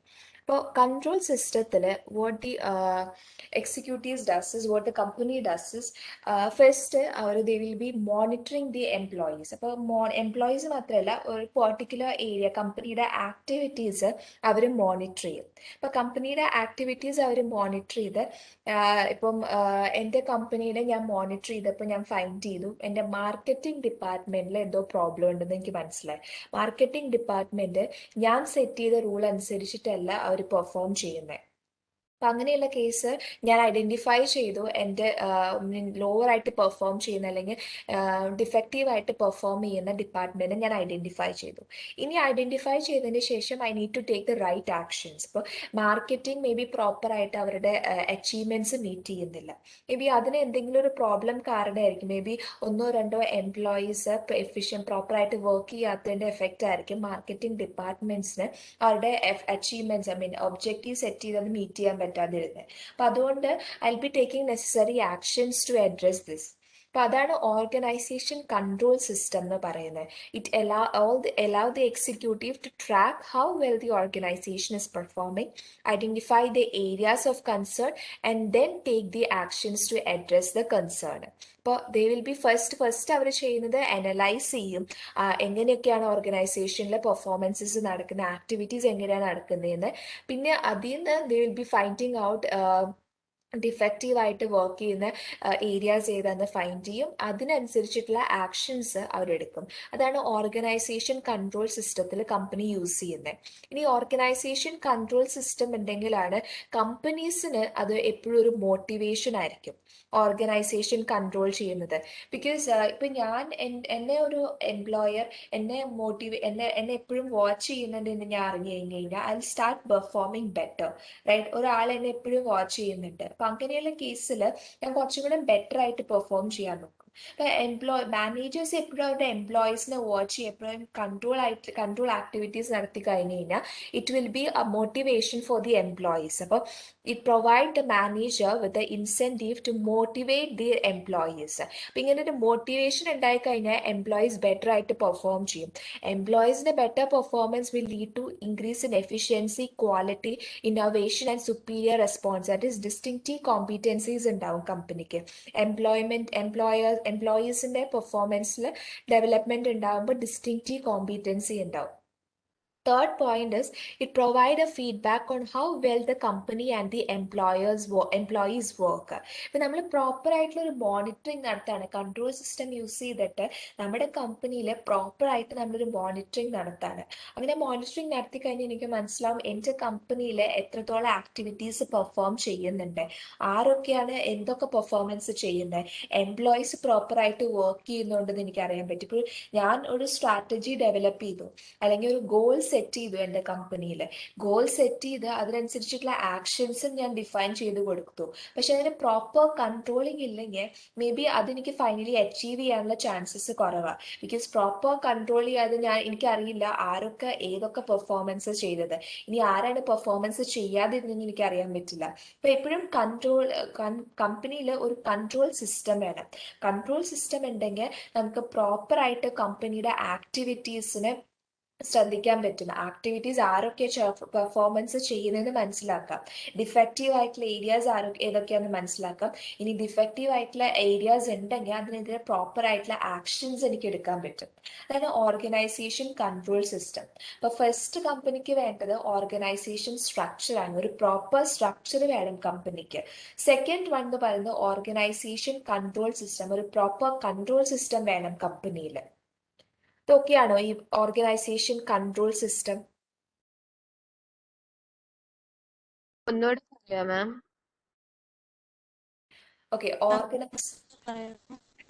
Okay, organization control system allow executive to track well how well the organization is performing. അപ്പോൾ organisation control system എപ്പോഴും നമ്മുടെ കമ്പനീസിന് ഒരു control ആവശ്യമാണ്.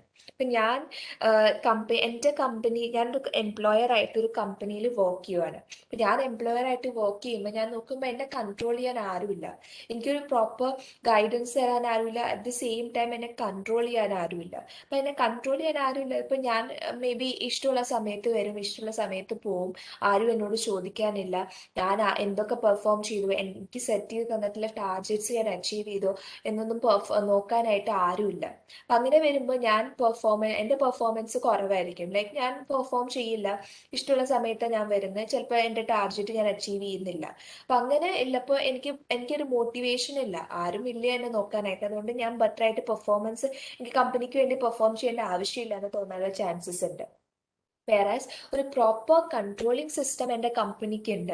എനിക്ക് മുകളിലൊരു employee, ഒരു boss ഉണ്ട്, and he is taking the entire responsibility, he's taking up entire control of the activities what I am doing. അപ്പം അങ്ങനെയുള്ള കേസ് വരുമ്പോൾ എൻ്റെ ആക്ടിവിറ്റീസ് കൺട്രോൾ ചെയ്യാൻ ഒരാളുണ്ട്. അപ്പം ആക്ടിവിറ്റീസ് കൺട്രോൾ ചെയ്യാൻ ഒരാളുണ്ട്, എന്നെ പ്രോപ്പറായിട്ട് മോട്ടിവേറ്റ് ചെയ്യാൻ എന്നെ പ്രോപ്പറായിട്ട് ഗൈഡ് ചെയ്യാൻ ഒരാളുണ്ട്. അറ്റ് ദി സെയിം ടൈം ഞാൻ ഏതൊക്കെ ആക്ടിവിറ്റീസ് ആണ് പെർഫോം ചെയ്യുന്നത് മോണിറ്റർ ചെയ്യാൻ ഒരാളുണ്ട്. അപ്പം മോണിറ്റർ ചെയ്യാൻ ഒരാൾ വരുമ്പോൾ നാച്ചുറലി ഞാൻ ബെറ്റർ ആയിട്ട് പെർഫോം ചെയ്യാൻ തോന്നും. മേ ബി ഞാൻ ചിലപ്പോൾ പണ്ട് ഓർഗനൈസേഷൻ ഒരു കൺട്രോൾ ഇല്ലാത്തൊരു സമയത്ത് വാട്ട് ഐ ഡിഡ് വാസ്, എനിക്ക് തോന്നുന്ന സമയത്ത് ഞാൻ വരും, തോന്നുന്ന സമയത്ത് ഞാൻ പോകും, അങ്ങനെയായിരുന്നു ഞാൻ ചെയ്തിരുന്നത്. പക്ഷെ പ്രോപ്പർ ഒരു കൺട്രോൾ സിസ്റ്റം എൻ്റെ ഓർഗനൈസേഷനിൽ ഉള്ളപ്പോൾ എൻ്റെ ബോസ് അല്ലെങ്കിൽ എൻ്റെ എംപ്ലോയർ നോട്ട് ചെയ്യും ഞാൻ ഏത് സമയത്താണ് കമ്പനിയിലെ വർക്കിന് ജോയിൻ ചെയ്യുന്നത്, ഏത് സമയത്താണ് ലെഫ്റ്റ് ചെയ്യുന്നതെന്ന് എനിക്കറിയാം, എംപ്ലോയറിന് അറിയാൻ പറ്റും. അപ്പം അങ്ങനെയൊക്കെ വരുമ്പോൾ ഞാൻ കുറച്ചുകൂടെ ബെറ്റർ ആയിട്ട് പെർഫോം ചെയ്യാൻ നോക്കും. സെയിം വേ തന്നെ ഓർഗനൈസേഷനിൽ കൺട്രോൾ ഉണ്ടെങ്കിൽ എംപ്ലോയീസ് ബെറ്റർ ആയിട്ട് പെർഫോം ചെയ്യാൻ തുടങ്ങും. അപ്പോൾ കൺട്രോൾ എപ്പോഴും ഓർഗനൈസേഷന് ഒരു ഇമ്പോർട്ടൻറ്റ് ഫാക്ടറാണ്. ജസ്റ്റ് ഞാൻ സ്ട്രാറ്റജി ഫോർമുലേറ്റ് ചെയ്തു എൻ്റെ കമ്പനിക്ക് വേണ്ടിയിട്ട്, ആക്ഷൻസ് ഡെവലപ്പ് ചെയ്തു എൻ്റെ കമ്പനിക്ക്, പക്ഷെ ഞാനത് നോക്കുന്നില്ല ഫൈനലി എൻ്റെ എംപ്ലോയീസ് അത് മീറ്റ് ചെയ്യുന്നുണ്ടോ അല്ലെങ്കിൽ എൻ്റെ കമ്പനിക്ക് അത് അച്ചീവ് ചെയ്യാൻ പറ്റുന്നുണ്ടോ എന്നൊന്നും ഞാൻ നോക്കുന്നില്ല. ജസ്റ്റ് എല്ലാം സെറ്റ് ചെയ്തു, I'm not controlling anything. അപ്പം അങ്ങനെ വരുമ്പോൾ കമ്പനിക്ക് ഫൈനൽ ഔട്ട്കം ഉണ്ടാവില്ല. സോ അതിന് വേണ്ടിയിട്ട് company has to have a proper control system. ഇപ്പോൾ പ്രോപ്പർ കൺട്രോൾ സിസ്റ്റം ഉണ്ടെങ്കിൽ what they does is proper control system, ഒരു control systemത്തിൽ what they does is they will be analyzing each and every activities happening in the organization. ഓരോ particular ആക്ടിവിറ്റീസും അവർ monitor ചെയ്യും, അവർ watch ചെയ്യും, ആരൊക്കെയാണ് perform ചെയ്യുന്നത്, ഏതൊക്കെ departments ആണ് പെർഫോം ചെയ്യുന്നത്. അപ്പം അങ്ങനെ ഓരോ പെർഫോമൻസസും ഞാൻ വാച്ച് ചെയ്ത് may be I be able to identify the defective areas. May be കൂടുതലായിട്ട് പെർഫോം ചെയ്യാൻ പറ്റാത്ത ഡിപ്പാർട്ട്മെന്റ്സ് ഉണ്ട്. അപ്പോൾ sales department, marketing department, production department, ഇങ്ങനെ പർച്ചേസിങ് ഡിപ്പാർട്ട്മെന്റ്, അങ്ങനെ കുറേ ഡിപ്പാർട്ട്മെന്റ്സ് എൻ്റെ കമ്പനിയിലുണ്ട്. അപ്പം ഈ അതൊക്കെ ആക്ടിവിറ്റീസ് പെർഫോം ചെയ്യുന്ന ഡിപ്പാർട്ട്മെന്റ്സ് ആണ്. അപ്പം ഞാൻ ആ ഡിപ്പാർട്ട്മെന്റ്സിനെ എല്ലാം മോണിറ്റർ ചെയ്യാൻ സ്റ്റാർട്ട് ചെയ്തു. അപ്പം അങ്ങനെ മോണിറ്റർ ചെയ്യാൻ സ്റ്റാർട്ട് ചെയ്ത് കഴിഞ്ഞപ്പോൾ I found that marketing department proper ആയിട്ടല്ല, എഫിഷ്യൻ്റ് ആയിട്ടല്ല അവർ പെർഫോം ചെയ്യുന്നത്.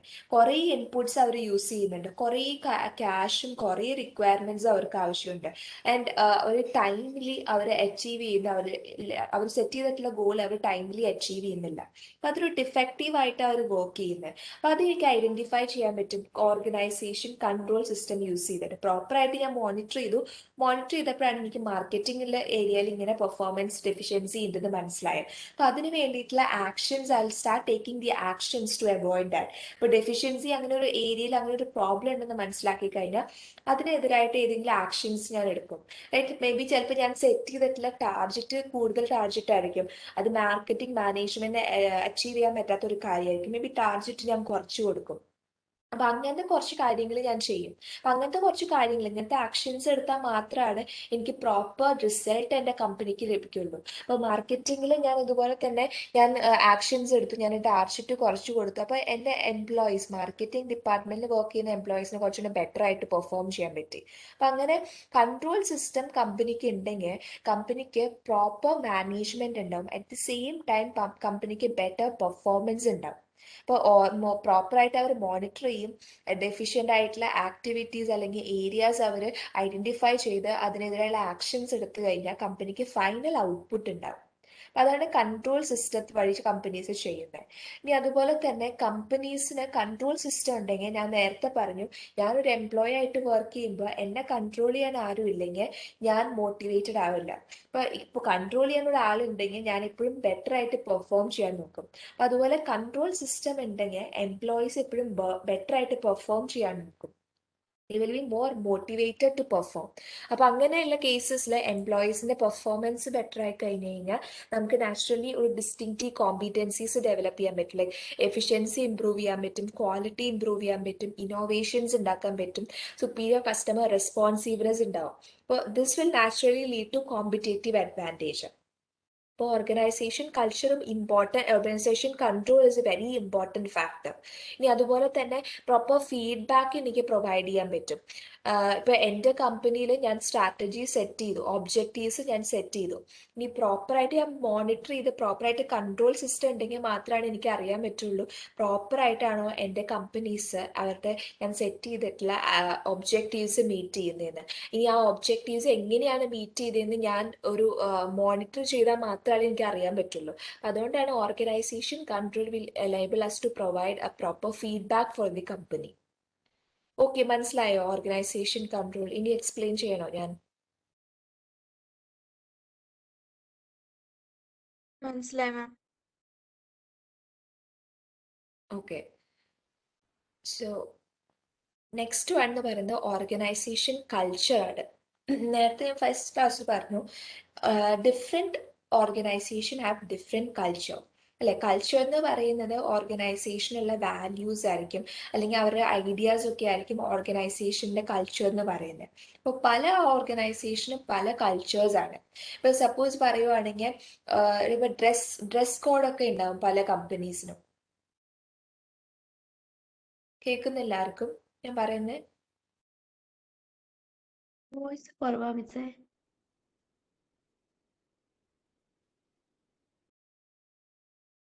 ഓക്കെ ആണോ?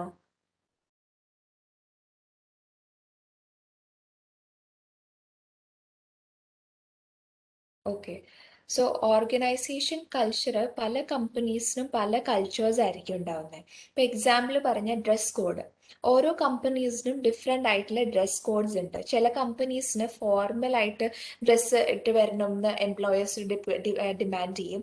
വേറെ ചില കമ്പനീസിന് കാഷ്വൽ ഡ്രസ്സസ് ആണെങ്കിലും കുഴപ്പമില്ല. അപ്പം അങ്ങനെ ഡ്രസ് കോഡ് ഉണ്ടാവും. അല്ലെങ്കിൽ ചിലപ്പോൾ പ്രോപ്പർ പെർഫോമൻസ് ടൈമിംഗ് ഉണ്ടാവും. ലൈക്ക് 9 to 5 എന്ന് പറഞ്ഞാൽ പ്രോപ്പർ ടൈമിംഗ് ഫോളോ ചെയ്യണം എന്ന് പറയും ചില ഓർഗനൈസേഷൻ. പക്ഷെ ചില കമ്പനീസ് മേ ബി ഡിമാൻഡ് ചെയ്യുന്ന വർക്ക് ചെയ്താൽ മതി, എപ്പോൾ വേണമെങ്കിലും വരാൻ പോവാം, പക്ഷെ വർക്ക് കംപ്ലീറ്റ് ചെയ്താൽ മതി എന്ന് പറയുന്ന ഓർഗനൈസേഷൻസ് ഉണ്ട്. അപ്പോൾ ഓർഗനൈസേഷൻ കൾച്ചർ എല്ലാ കമ്പനീസിനും ഡിഫറെൻ്റ് ആയിരിക്കും. ബിക്കോസ് അവരുടെ വാല്യൂസ് ഡിഫറെൻ്റ് ആയിരിക്കും. How they are behaving, people എങ്ങനെ എംപ്ലോയീസ് എങ്ങനെ അതിൽ ബിഹേവ് ചെയ്യണം എന്നുള്ളത് വ്യത്യാസം ഉണ്ടാവും. ചില കമ്പനീസ് പറയും കുറച്ച് വാല്യൂസ് പ്രൊവൈഡ് ചെയ്യും. They should be honest, employees honest ആയിരിക്കണം, ഹാർഡ് വർക്കിംഗ് ആയിരിക്കണം, അങ്ങനെ കുറച്ച് വാല്യൂസ് അവർ പറയും എംപ്ലോയീസിനോട് ചെയ്യാനായിട്ട്. അപ്പം അങ്ങനെ കുറച്ച് വാല്യൂസ് അവർ സെറ്റ് ചെയ്യുന്നുണ്ട്. അതാണ് ഓർഗനൈസേഷൻ കൾച്ചർ എന്ന് പറയുന്നത്. It include norms, values, beliefs and attitude that people in an organization share. ഒരു ഓർഗനൈസേഷനിൽ വർക്ക് ചെയ്യുന്ന ആൾക്കാർ എന്തൊക്കെ നോംസ് ഫോളോ ചെയ്യണം, എന്തൊക്കെ വാല്യൂസ് അവർ ഫോളോ ചെയ്യണം, ഓർഗനൈസേഷൻ്റെ ബിലീവ്സ് എന്താണ്, ആറ്റിറ്റ്യൂഡ്സ് എന്തായിരിക്കണം എംപ്ലോയീസിന്, ഇതൊക്കെയാണ് ഓർഗനൈസേഷൻ കൾച്ചറിൽ അവർ പറയുന്നത്. ഇനി it is the companies way of doing things and controls the way its members interact with the one another and also with the outside stakeholders. അപ്പോൾ ചില കമ്പനീസിന് സെറ്റ് ചെയ്തിട്ടുണ്ട്. അപ്പോൾ ഔട്ട്സൈഡ് ആയിട്ടുള്ള മേ ബി ഒരു സപ്ലയർ ആയിരിക്കും, അല്ലെങ്കിൽ ഒരു കസ്റ്റമേഴ്സിനോട് ബിഹേവ് ചെയ്യുമ്പോൾ അവർക്ക് പ്രോപ്പർ ആയിട്ടുള്ള ഒരു ഫോം കൊടുത്തിട്ടുണ്ടാകും, പ്രോപ്പർ ആയിട്ടുള്ള മെത്തേഡ്സ് കൊടുത്തിട്ടുണ്ടാകും. ഈ ഒരു രീതിയിലായിരിക്കണം അവർ കസ്റ്റമേഴ്സായിട്ട് സംസാരിക്കുന്നത്. ഇപ്പോൾ കസ്റ്റമർ കെയറിൽ നിന്നൊക്കെ നമുക്ക് ഫോൺ കോൾസ് വരും അല്ലേ. കസ്റ്റമർ കെയറിൽ നിന്നപ്പോൾ ഫോൺ കോൾസ് വരുമ്പോൾ the way the talk is very different. ബാക്കിയുള്ള എംപ്ലോയീസ് പെർഫോം ചെയ്യുന്ന പോലെ ആയിരിക്കില്ല അവർ പറയുന്നത്. കസ്റ്റമർ കെയറിൽ നിന്ന് വിളിക്കുമ്പോൾ ഭയങ്കര പൊലൈറ്റ് ആയിട്ടായിരിക്കും അവർ നമ്മളോട് സംസാരിക്കുന്നത് അല്ലേ. അപ്പോൾ അതൊക്കെ അവരുടെ ഒരു കൾച്ചറാണ്, ഓർഗനൈസേഷൻ കൾച്ചറാണ്. ഓർഗനൈസേഷനിൽ അവരുടെ employers have set the rules, like polite ആയിട്ട് സംസാരിക്കണം എന്ന്. അപ്പം അതാണ് അവരുടെ കൾച്ചർ എന്ന് പറയുന്നത്. അപ്പോൾ organisation culture is always the norms, values, beliefs, and attitude that the people in the organization share. The structure of the organization affects its culture. ഓർഗനൈസേഷന് സ്ട്രക്ചറും കൾച്ചറും റിലേറ്റഡ് ആണ്. സ്ട്രക്ചർ എപ്പോഴും ഓർഗനൈസേഷന്റെ കൾച്ചറിനെ എഫക്റ്റ് ചെയ്യും. സോ ഓർഗനൈസേഷൻ കൾച്ചറും ഇമ്പോർട്ടൻ്റ് ആണ്. 3 കാര്യങ്ങളാണ് important ആയിട്ടുള്ളത്. ഓർഗനൈസേഷന്റെ structure, then control system and organisations culture. ഇത് മൂന്നും ഡിപ്പെൻഡ് ചെയ്തിട്ട് ഇത് മൂന്നിനെ ബേസിസിൽ വേണം നമ്മൾ സ്ട്രാറ്റജീസ് ഇംപ്ലിമെന്റ് ചെയ്യാനായിട്ട് നമ്മുടെ ഓർഗനൈസേഷനിൽ. ഓക്കെ ആണോ ഈ 3 കാര്യങ്ങളും?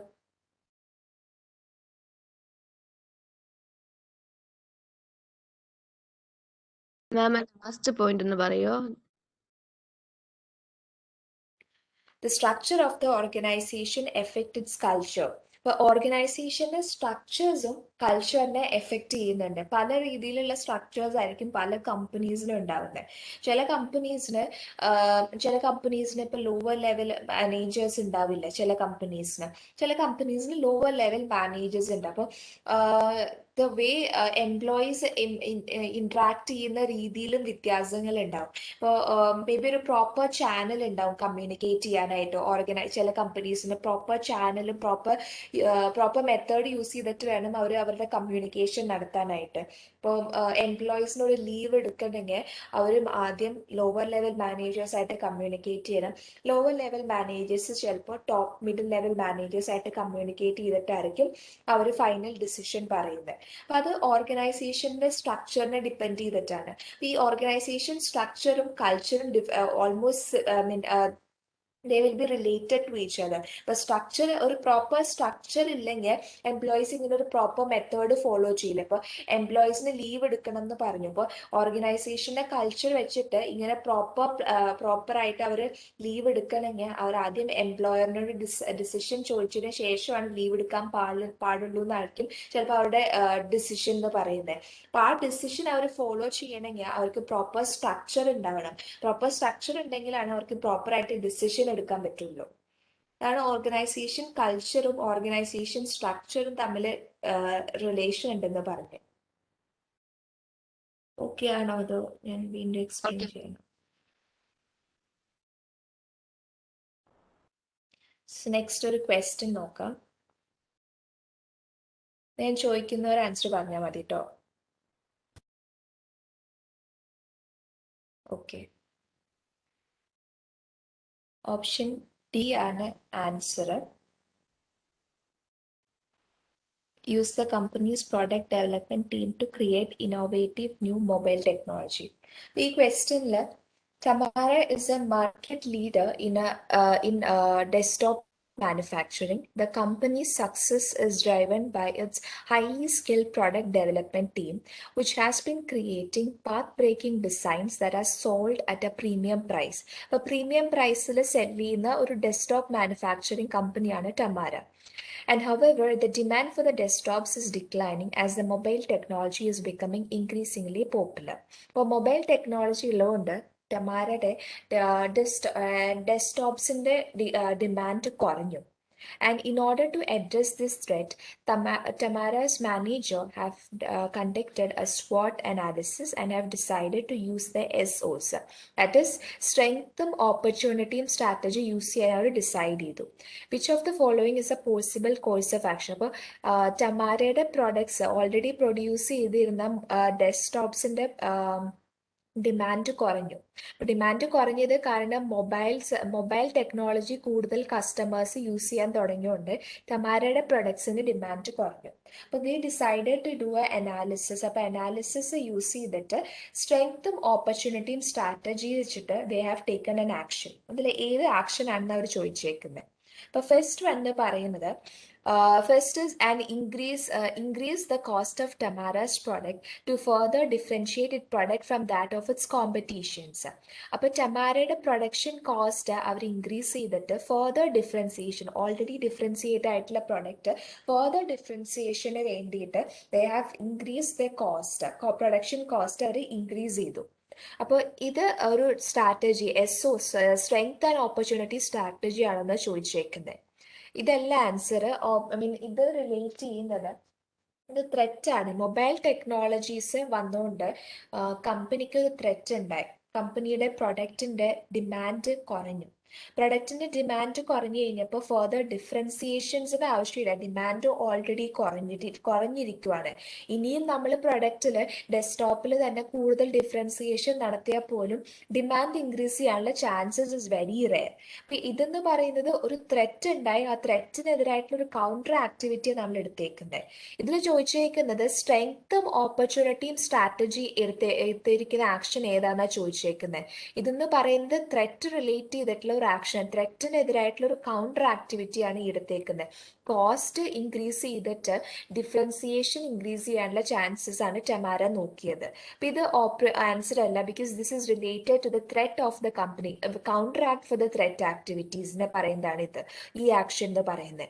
ഇനി ഓപ്ഷൻ ബി എന്ന് പറയുന്നത് reduce the cost of Tamara's product level lower than those of the laptops and tablets. അപ്പോൾ അവർ ഡിസൈഡ് ചെയ്തു അവരുടെ ലാപ്ടോപ്സും ടാബ്ലറ്റ്സും അവർ ലോവർ പ്രൈസിൽ കസ്റ്റമേഴ്സിന് പ്രൊവൈഡ് ചെയ്യാന്ന്.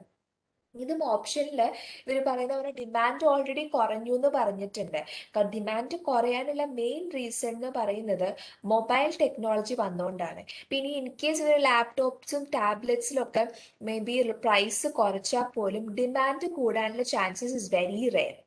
അതുകൊണ്ട് ഇതും ഒരു സ്ട്രെങ്ത് ഓപ്പർച്യൂണിറ്റി സ്ട്രാറ്റജി അല്ല. ലൈക്ക് സ്ട്രെങ്ത് എന്ന് പറയുന്നത് എന്താ, അവരുടെ പ്രൊഡക്റ്റ് ഡിഫറൻസിയേഷൻ ആയിരുന്നു അവരുടെ സ്ട്രെങ്ത്. അവർ പ്രീമിയം പ്രൈസിലായിരുന്നു പ്രൊഡക്റ്റ് പ്രൊവൈഡ് ചെയ്യുന്നത്, കാരണം അവരുടെ പ്രൊഡക്റ്റ് ഡിഫറെൻ്റ് ആയിരുന്നു. ഈ ഓപ്പർച്യൂണിറ്റി എന്ന് പറയുന്നത് ഇപ്പോൾ കറൻ്റ്ലി അവർ നോക്കിക്കഴിഞ്ഞപ്പോൾ അവർക്ക് മനസ്സിലായി അവരുടെ മാർക്കറ്റിൽ മൊബൈൽ ടെക്നോളജിക്കാണ് കൂടുതൽ ഇമ്പോർട്ടൻസ് എന്ന് അവർക്ക് മനസ്സിലായി.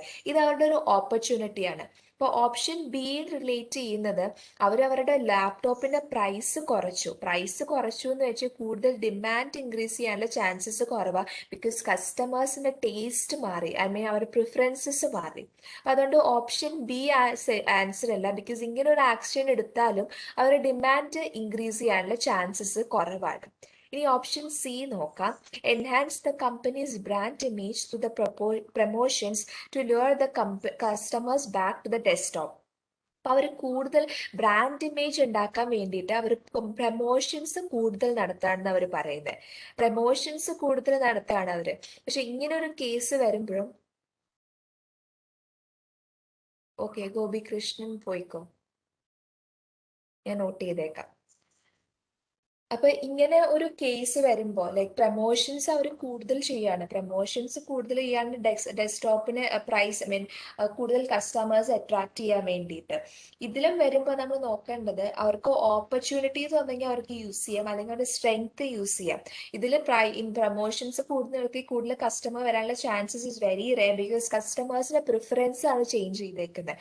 കസ്റ്റമേഴ്സിന്റെ പ്രിഫറൻസ് വൺസ് ചേഞ്ച് ചെയ്ത് കഴിഞ്ഞ് കഴിഞ്ഞാൽ they won't come back to അവർ പ്രൊഡക്റ്റ്. അപ്പൊ അതും ചാൻസസ് കുറവാണ്. നമ്മുടെ പ്രൊഡക്റ്റിന്റെ ഡിമാൻഡ് ഇൻക്രീസ് ചെയ്യാനുള്ള ചാൻസസ് ഇസ് വെരി റെയർ. അതുപോലെ ഓപ്ഷൻ ഡി നോക്കിക്കഴിഞ്ഞാൽ use the company's product development team to create innovative new mobile technology. ഇപ്പൊ ഞാൻ പറഞ്ഞു നേരത്തെ ഇവര് ഓപ്പർച്യൂണിറ്റി എന്ന് പറയുന്നത് എക്സ്റ്റേണൽ റിലേറ്റ് ചെയ്യുന്ന കാര്യമാണ് ഓപ്പർച്യൂണിറ്റി റിലേറ്റ് ചെയ്യുന്നത്. അപ്പൊ ഇതില് മൊബൈൽ ടെക്നോളജിക്കുള്ള ഡിമാൻഡ് കൂടി. മൊബൈൽ ടെക്നോളജിക്കുള്ള ഡിമാൻഡ് കൂടാന്ന് വെച്ച് കഴിഞ്ഞാൽ അത് നമുക്കൊരു ഓപ്പർച്യൂണിറ്റി ആണ്. വേണമെങ്കിൽ നമ്മുടെ പ്രൊഡക്റ്റ് മൊബൈൽ ടെക്നോളജി ആയിട്ട് റിലേറ്റ് ചെയ്ത് നമുക്ക് മൊബൈൽസ് പ്രൊഡ്യൂസ് ചെയ്യാം. അപ്പൊ അത് നമുക്കൊരു ഓപ്പർച്യൂണിറ്റി ആണ്. അപ്പൊ ഇതിൽ നമ്മളോട് ചോദിച്ചേക്കുന്ന ഓപ്പർച്യൂണിറ്റി, സ്ട്രെങ്ത്തും ഓപ്പർച്യൂണിറ്റീനെയും റിലേറ്റ് ചെയ്തിട്ടുള്ള ആക്ഷൻ ഏതാ കമ്പനി എടുത്തേക്കുന്നത് ചോദിച്ചേക്കുന്നത്. ഇതിലെ കമ്പനി എന്ത് ചെയ്തു, കമ്പനിക്ക് അവൈലബിൾ ആയിട്ടുള്ള ഓപ്പർച്യൂണിറ്റീസ് അവർ യൂസ് ചെയ്യുവാണ്. പുതിയ ടെക്നോളജിയാണ് പുതിയ ഓപ്പർച്യൂണിറ്റി, ന്യൂ മൊബൈൽ ടെക്നോളജിയാണ് പുതിയ ഓപ്പർച്യൂണിറ്റി എന്ന് പറയുന്നത്. Company is using this opportunities. അപ്പൊ ഇതാണ് ഓപ്പർച്യൂണിറ്റി ആൻഡ് സ്ട്രെങ്ത് സ്ട്രാറ്റജീനെ യൂസ് ചെയ്യുന്ന ആക്ഷൻ എന്ന് പറയുന്നത്. മൊബൈൽ ടെക്നോളജിയിൽ they have started to invest and അതിൽ ഇന്നോവേറ്റീവ് ആയിട്ടുള്ള പ്രൊഡക്ട്സ് പ്രൊഡ്യൂസ് ചെയ്യാൻ ഡിസൈഡ് ചെയ്തു. അതാണ് അവരുടെ സ്ട്രെങ്ത്തും അല്ലെങ്കിൽ ഓപ്പർച്യൂണിറ്റി സ്ട്രാറ്റജീനെ യൂസ് ചെയ്യുന്ന ആക്ഷൻ എന്ന് പറയുന്നത്. മനസ്സിലായി ഈ ക്വസ്റ്റ്യൻ?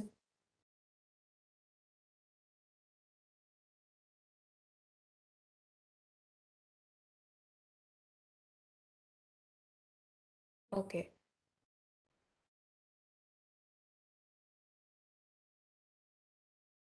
ഒരു 5 minutes ബ്രേക്ക് എടുത്തോ നിങ്ങൾ. 5 minutes ബ്രേക്ക് കഴിഞ്ഞിട്ട് ഓപ്ഷൻ സി പറഞ്ഞായിരുന്നു. Okay, option C is enhance the company's brand image through promotions. അപ്പോൾ പ്രൊമോഷൻസ് യൂസ് ചെയ്തിട്ട് അവരെ ബ്രാൻഡ് ഇമേജ് ഡെവലപ്പ് ചെയ്യാനാണ് നോക്കുന്നത്. ഇതിൽ ഇവരുടെ ഓപ്പർച്യൂണിറ്റിയിൽ ഇതിൽ ചോദിച്ചേക്കുന്ന സ്ട്രെങ്ത്തും ഓപ്പർച്യൂണിറ്റിയും സ്ട്രാറ്റജി യൂസ് ചെയ്യുന്ന ആരാണ് ചോദിച്ചേക്കുന്നത്. അപ്പോൾ സ്ട്രെങ്ത്തും ഓപ്പർച്യൂണിറ്റിയും സ്ട്രാറ്റജി യൂസ് ചെയ്തിട്ടുള്ള ആക്ഷൻ ഏതാണ് ചോദിച്ചേക്കുന്നത്. ഇതിൽ നമ്മുടെ പ്രൊമോഷൻസ് അവർ ഇൻക്രീസ് ചെയ്യുക ചെയ്യുന്നത്.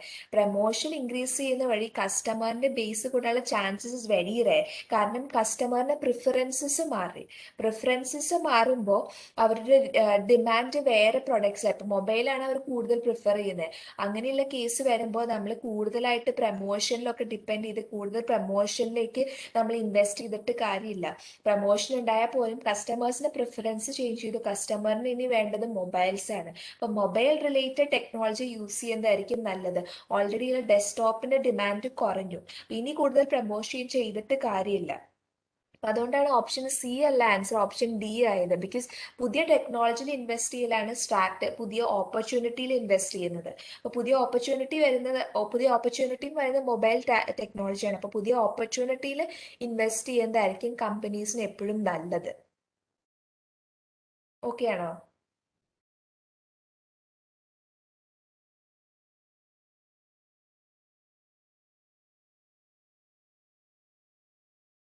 വിഷ്ണുപ്രിയ ഓക്കെ ആണോ? ഞാൻ പറഞ്ഞത് ഒന്നുകൂടെ പറയണോ?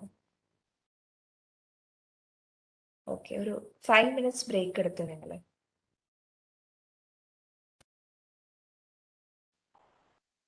ഓക്കെ, നമുക്ക് കണ്ടിന്യൂ ചെയ്യാം. നെക്സ്റ്റ് ഒരു ക്വസ്റ്റ്യൻ ആണ്.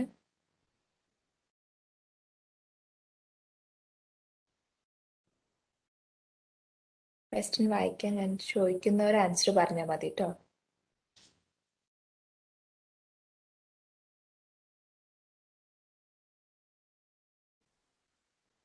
ഓക്കെ, ഓപ്ഷൻ ഡി ആണ് ആൻസർ. ഇതിൽ ചോദിക്കുന്നത് ഫോക്കസ് സ്ട്രാറ്റജീനെ റിലേറ്റ് ചെയ്യുന്ന കാര്യം ഓപ്ഷൻ ഏതാണെന്ന് ചോദിച്ചേക്കുന്നത്. ഇതിൽ ഫസ്റ്റ് ഓപ്ഷൻ എന്ന് പറയുന്നത് a company hires an expert in lean manufacturing to help to improve production efficiency. Production efficiency improve ചെയ്യാനായിട്ട് they have appointed ഒരു എക്സ്പേർട്ടിനെ. അപ്പോൾ ഈ കേസിൽ വരുന്നത് പ്രൊഡക്ഷൻ എഫിഷ്യൻസി ഇംപ്രൂവ് ചെയ്യാനായിട്ടാണ്. അപ്പോൾ പ്രൊഡക്ഷന്റെ എഫിഷ്യൻസി ഇംപ്രൂവ് ചെയ്യും, പക്ഷേ that is related to the cost ലീഡർഷിപ്പിനെ റിലേറ്റ് ചെയ്യുന്ന കാര്യമാണ്. ഓക്കെ, കോസ്റ്റ് ലീഡർഷിപ്പിനെ റിലേറ്റ് ചെയ്യുന്ന കാര്യമാണ്. അപ്പൊ അതുകൊണ്ട് തന്നെ ഇത് ഓപ്ഷൻ എ റോങ് ആൻസർ ആണ്. കോസ്റ്റ് ലീഡർഷിപ്പ് ഇതിൽ ചോദിച്ചേക്കുന്ന ഫോക്കസ് സ്ട്രാറ്റജീനെ റിലേറ്റ് ചെയ്യുന്ന കാര്യം ഏതാണെന്ന് ചോദിച്ചേക്കുന്നത്. അപ്പോൾ ഓപ്ഷൻ എ ആൻസർ അല്ല. പിന്നെ വരുന്നത് ഓപ്ഷൻ ബി നോക്കാം. A company hires research scientists to enable it to develop products that are high quality than the competitor. ഇപ്പോൾ കോമ്പറ്റീറ്ററിന്റെ പ്രൊഡക്റ്റിനേക്കാളും ഹൈ ക്വാളിറ്റി പ്രൊഡക്റ്റ് കണ്ടുപിടിക്കാനായിട്ട് they have enabled a research scientist. ഇപ്പൊ ഇതിലും പ്രൊഡക്റ്റ് ക്വാളിറ്റി ഇംപ്രൂവ് ചെയ്യുന്നു എന്ന് പറഞ്ഞിട്ടുണ്ട്. പക്ഷെ പ്രൊഡക്റ്റ് ക്വാളിറ്റി ഇംപ്രൂവ് ചെയ്യുമ്പോഴും that is related to the differentiation strategies. അപ്പൊ ഡിഫറൻസിയേഷൻ സ്ട്രാറ്റജിനെ റിലേറ്റ് ചെയ്യുന്ന കാര്യമായതുകൊണ്ട് ജസ്റ്റ് ഡിഫറൻസിയേഷൻ സ്ട്രാറ്റജിയാണ്. ക്വസ്റ്റ്യൻ ചോദിച്ചേക്കുന്ന ഫോക്കസ് സ്ട്രാറ്റജിയാണ്. അപ്പൊ ഇതും ആൻസർ അല്ല. Option B is not the answer. Option C എന്ന് പറയുന്നത് company hires research scientist to enable it to develop product features not available in the competitors. ഇപ്പൊ കോമ്പറ്റീറ്ററിന്റെ പ്രൊഡക്റ്റിൽ അവൈലബിൾ അല്ലാത്ത ഫീച്ചേഴ്സ് കണ്ടുപിടിക്കാനായിട്ട് they have appointed a research scientist. ഇപ്പൊ ഈ കേസിലും പ്രൊഡക്റ്റ് ഡിഫറൻസിയേഷൻ ഉണ്ടാവുന്നുണ്ട്, പക്ഷെ ഫോക്കസ് ഡിഫറൻസിയേഷൻ ഉണ്ടാവുന്നില്ല. അപ്പൊ option C is not the answer. And option D നോക്കാം. A company hires research scientists with industry expertise to enable it to produce a product with feature attractive to one industry segment. ഒരു particular industry സെഗ്മെന്റിലെ പ്രൊഡക്ട്സിന് features ബാക്കിയുള്ള പ്രൊഡക്റ്റിനേക്കാളും features attractive ആക്കാൻ വേണ്ടി they have appointed a research scientist എന്ന് പറഞ്ഞിരിക്കുന്നത്. അപ്പൊ ഇതിൽ വൺ ഇൻഡസ്ട്രി സെഗ്മെന്റ് ഉണ്ട്. വൺ ഇൻഡസ്ട്രി സെഗ്മെന്റ് എന്ന് പറയുമ്പോൾ that is related to focus differentiation. Focus സ്ട്രാറ്റജീനെ റിലേറ്റ് ചെയ്യുന്ന കാര്യമാണ്. ഒരു പെർട്ടിക്കുലർ ഇൻഡസ്ട്രിയിൽ മാത്രമാണ് അവർ ഫോക്കസ് ചെയ്യുന്നത്. അപ്പോൾ ഓപ്ഷൻ ഡി ആണ് ആൻസർ. ബാക്കിയെല്ലാം റിലേറ്റ് ചെയ്യുന്നത് കോസ്റ്റ് ലീഡർഷിപ്പ് ഉണ്ട്, ഡിഫറൻസിയേഷൻ ഉണ്ടെങ്കിൽ പോലും it is not related to a particular industry അല്ലെങ്കിൽ പെർട്ടിക്കുലർ മാർക്കറ്റ് സെഗ്മെന്റ് റിലേറ്റ് ചെയ്യുന്ന കാര്യമല്ല. ഓപ്ഷൻ ഡിയിലാണ് it is saying that it is related to the one industry segment. അത് ഫോക്കസ് സ്ട്രാറ്റജിയാണ്. മനസ്സിലായോ ഈ ക്വസ്റ്റ്യൻ എല്ലാവർക്കും?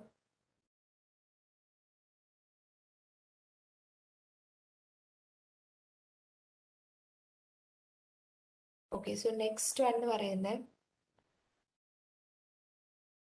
നെക്സ്റ്റ് ക്വസ്റ്റ്യൻ ഒന്ന് വായിച്ചു നോക്കാം. ആൻസർ ഞാൻ ചോദിക്കുന്നവർ പറഞ്ഞാൽ മതി കേട്ടോ.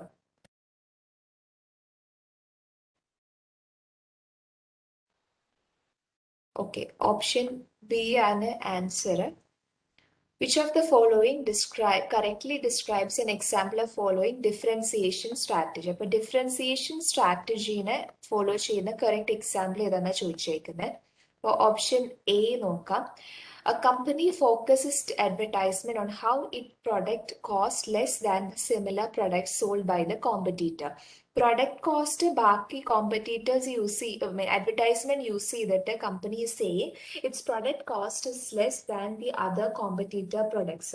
അപ്പൊ this is related to the cost leadership ആണ്. ലൈക്ക് കോസ്റ്റ് ലീഡർഷിപ്പിൽ പ്രൊഡക്റ്റിന്റെ കോസ്റ്റ് കുറവാണ് ബാക്കിയുള്ള കോമ്പറ്റീറ്റേഴ്സിനെ വെച്ച് നോക്കുമ്പോൾ പ്രൊഡക്റ്റിന്റെ കോസ്റ്റ് കുറവാണെങ്കിൽ that is related to cost leadership ആണ്. ഇനി ഓപ്ഷൻ ബിയിൽ, അപ്പോൾ option A is not the answer. Option ബിയിൽ a company focuses its advertisement on how its product is higher quality than the similar products sold by the competitors. So they are saying that advertisement you see that a company is saying that its product is different, higher quality than the competitor product. Option this is related to the differentiation strategy, right? Quality കൂടുതലാണ് product ബാക്കിയുള്ള competitors വെച്ച് compare ചെയ്യുമ്പോൾ പ്രൊഡക്റ്റിന്റെ quality കൂടുതലാണ്. ഈ ഒരു quality അവർ through advertisement they are providing it to the competitor, they communicating it to the consumers that their quality is higher than the competitor. അപ്പൊ ഈ ആൻസർ ഇസ് ഡിഫറൻസിയേഷൻ സ്ട്രാറ്റജി ആണ്. അപ്പൊ ആൻസർ ബി ആണ് correct, option B ആണ് correct. This is relating to the differentiation strategy. ഇനി option C നോക്കാം. A company chooses not to advertise its product as a way to cut cost. അപ്പോൾ cost reduce ചെയ്യാൻ വേണ്ടിയിട്ട് they are avoiding advertisement. ഇതിലും cost reduction ആണ് വരുന്നത്. അപ്പോൾ cost reduction is related to the cost leadership strategy ആണ്. അപ്പൊ ഇതിൽ ചോദിച്ചിരിക്കുന്ന ഡിഫറൻസിയേഷൻ സ്ട്രാറ്റജിയാണ്. അപ്പൊ ഓപ്ഷൻ സി അല്ല ആൻസർ. പിന്നെ ഓപ്ഷൻ ഡിയിൽ പറഞ്ഞേക്കുന്നത് a company focuses advertisement on how it sell the product in one industry segment and is an expert in that segment. അപ്പൊ ഇതിൽ company it's saying that the company is using the advertisement to sell product in one industry. ഒരു particular industry segmentൽ അവർ product sell ചെയ്യാനായിട്ട് they are using the advertisement. ഇതിൽ this is the option related to the focused സ്ട്രാറ്റജീനെ relate ചെയ്യുന്ന കാര്യമാണ്. Focus differentiation focus സ്ട്രാറ്റജീനെ relate ചെയ്യുന്ന കാര്യം. ഒരു പെർട്ടിക്കുലർ സെഗ്മെന്റ് എന്ന് പറയുന്നത് ഫോക്കസ് സ്ട്രാറ്റജീനെ റിലേറ്റ് ചെയ്യുന്ന കാര്യമാണ്. ക്വസ്റ്റിൽ ചോദിച്ചേക്കുന്ന ഡിഫറൻസിയേഷൻ സ്ട്രാറ്റജിയാണ്. അപ്പോൾ option D is the wrong answer. Option B ആണ് റൈറ്റ് ആൻസർ എന്ന് പറയുന്നത്. That is related to the differentiation strategy. മനസ്സിലായി ഈ ക്വസ്റ്റ്യൻ?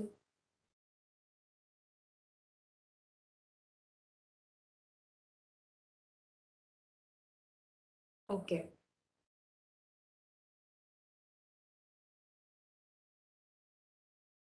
So that's it. നമ്മൾ പഠിച്ചത് 5 സ്റ്റെപ്സ് നമ്മൾ പഠിച്ചു. ഡിഫറൻസിയേഷനെ റിലേറ്റ് ചെയ്തിട്ടുള്ള 5 സ്റ്റെപ്സ് നമ്മൾ പഠിച്ചു.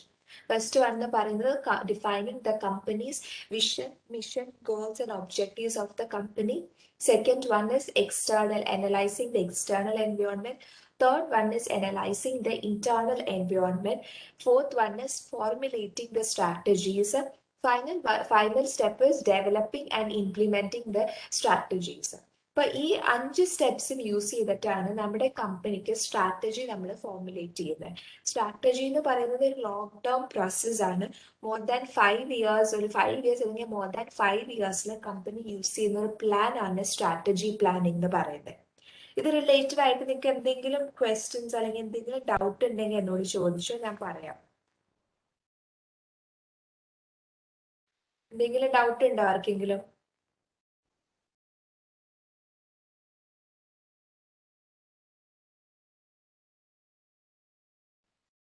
ഓക്കെ ആണോ ഇത്രയും നേരം പഠിപ്പിച്ച പോർഷൻസും? നിങ്ങൾക്ക് എന്തെങ്കിലും ക്ലിയർ അല്ലെങ്കിൽ എന്നോട് ചോദിച്ചാൽ മതി, ഞാൻ വീണ്ടും എക്സ്പ്ലെയിൻ ചെയ്തു തരാം. ഇനി ക്ലാസ് ടൈം കഴിഞ്ഞിട്ടാണെങ്കിൽ പോലും എന്തെങ്കിലും ഡൗട്ട് ഉണ്ടെങ്കിൽ ചോദിച്ചു കഴിഞ്ഞാൽ ചേച്ചി വഴി എനിക്ക് കിട്ടും ആൻസേഴ്സ്, ക്വസ്റ്റ്യൻസ് ഞാനത് ക്ലിയർ ചെയ്ത് തരാം നിങ്ങൾക്ക്.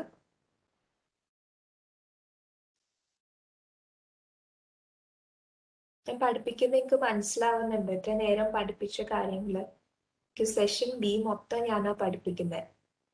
ഓക്കെ ആണോ എല്ലാവർക്കും?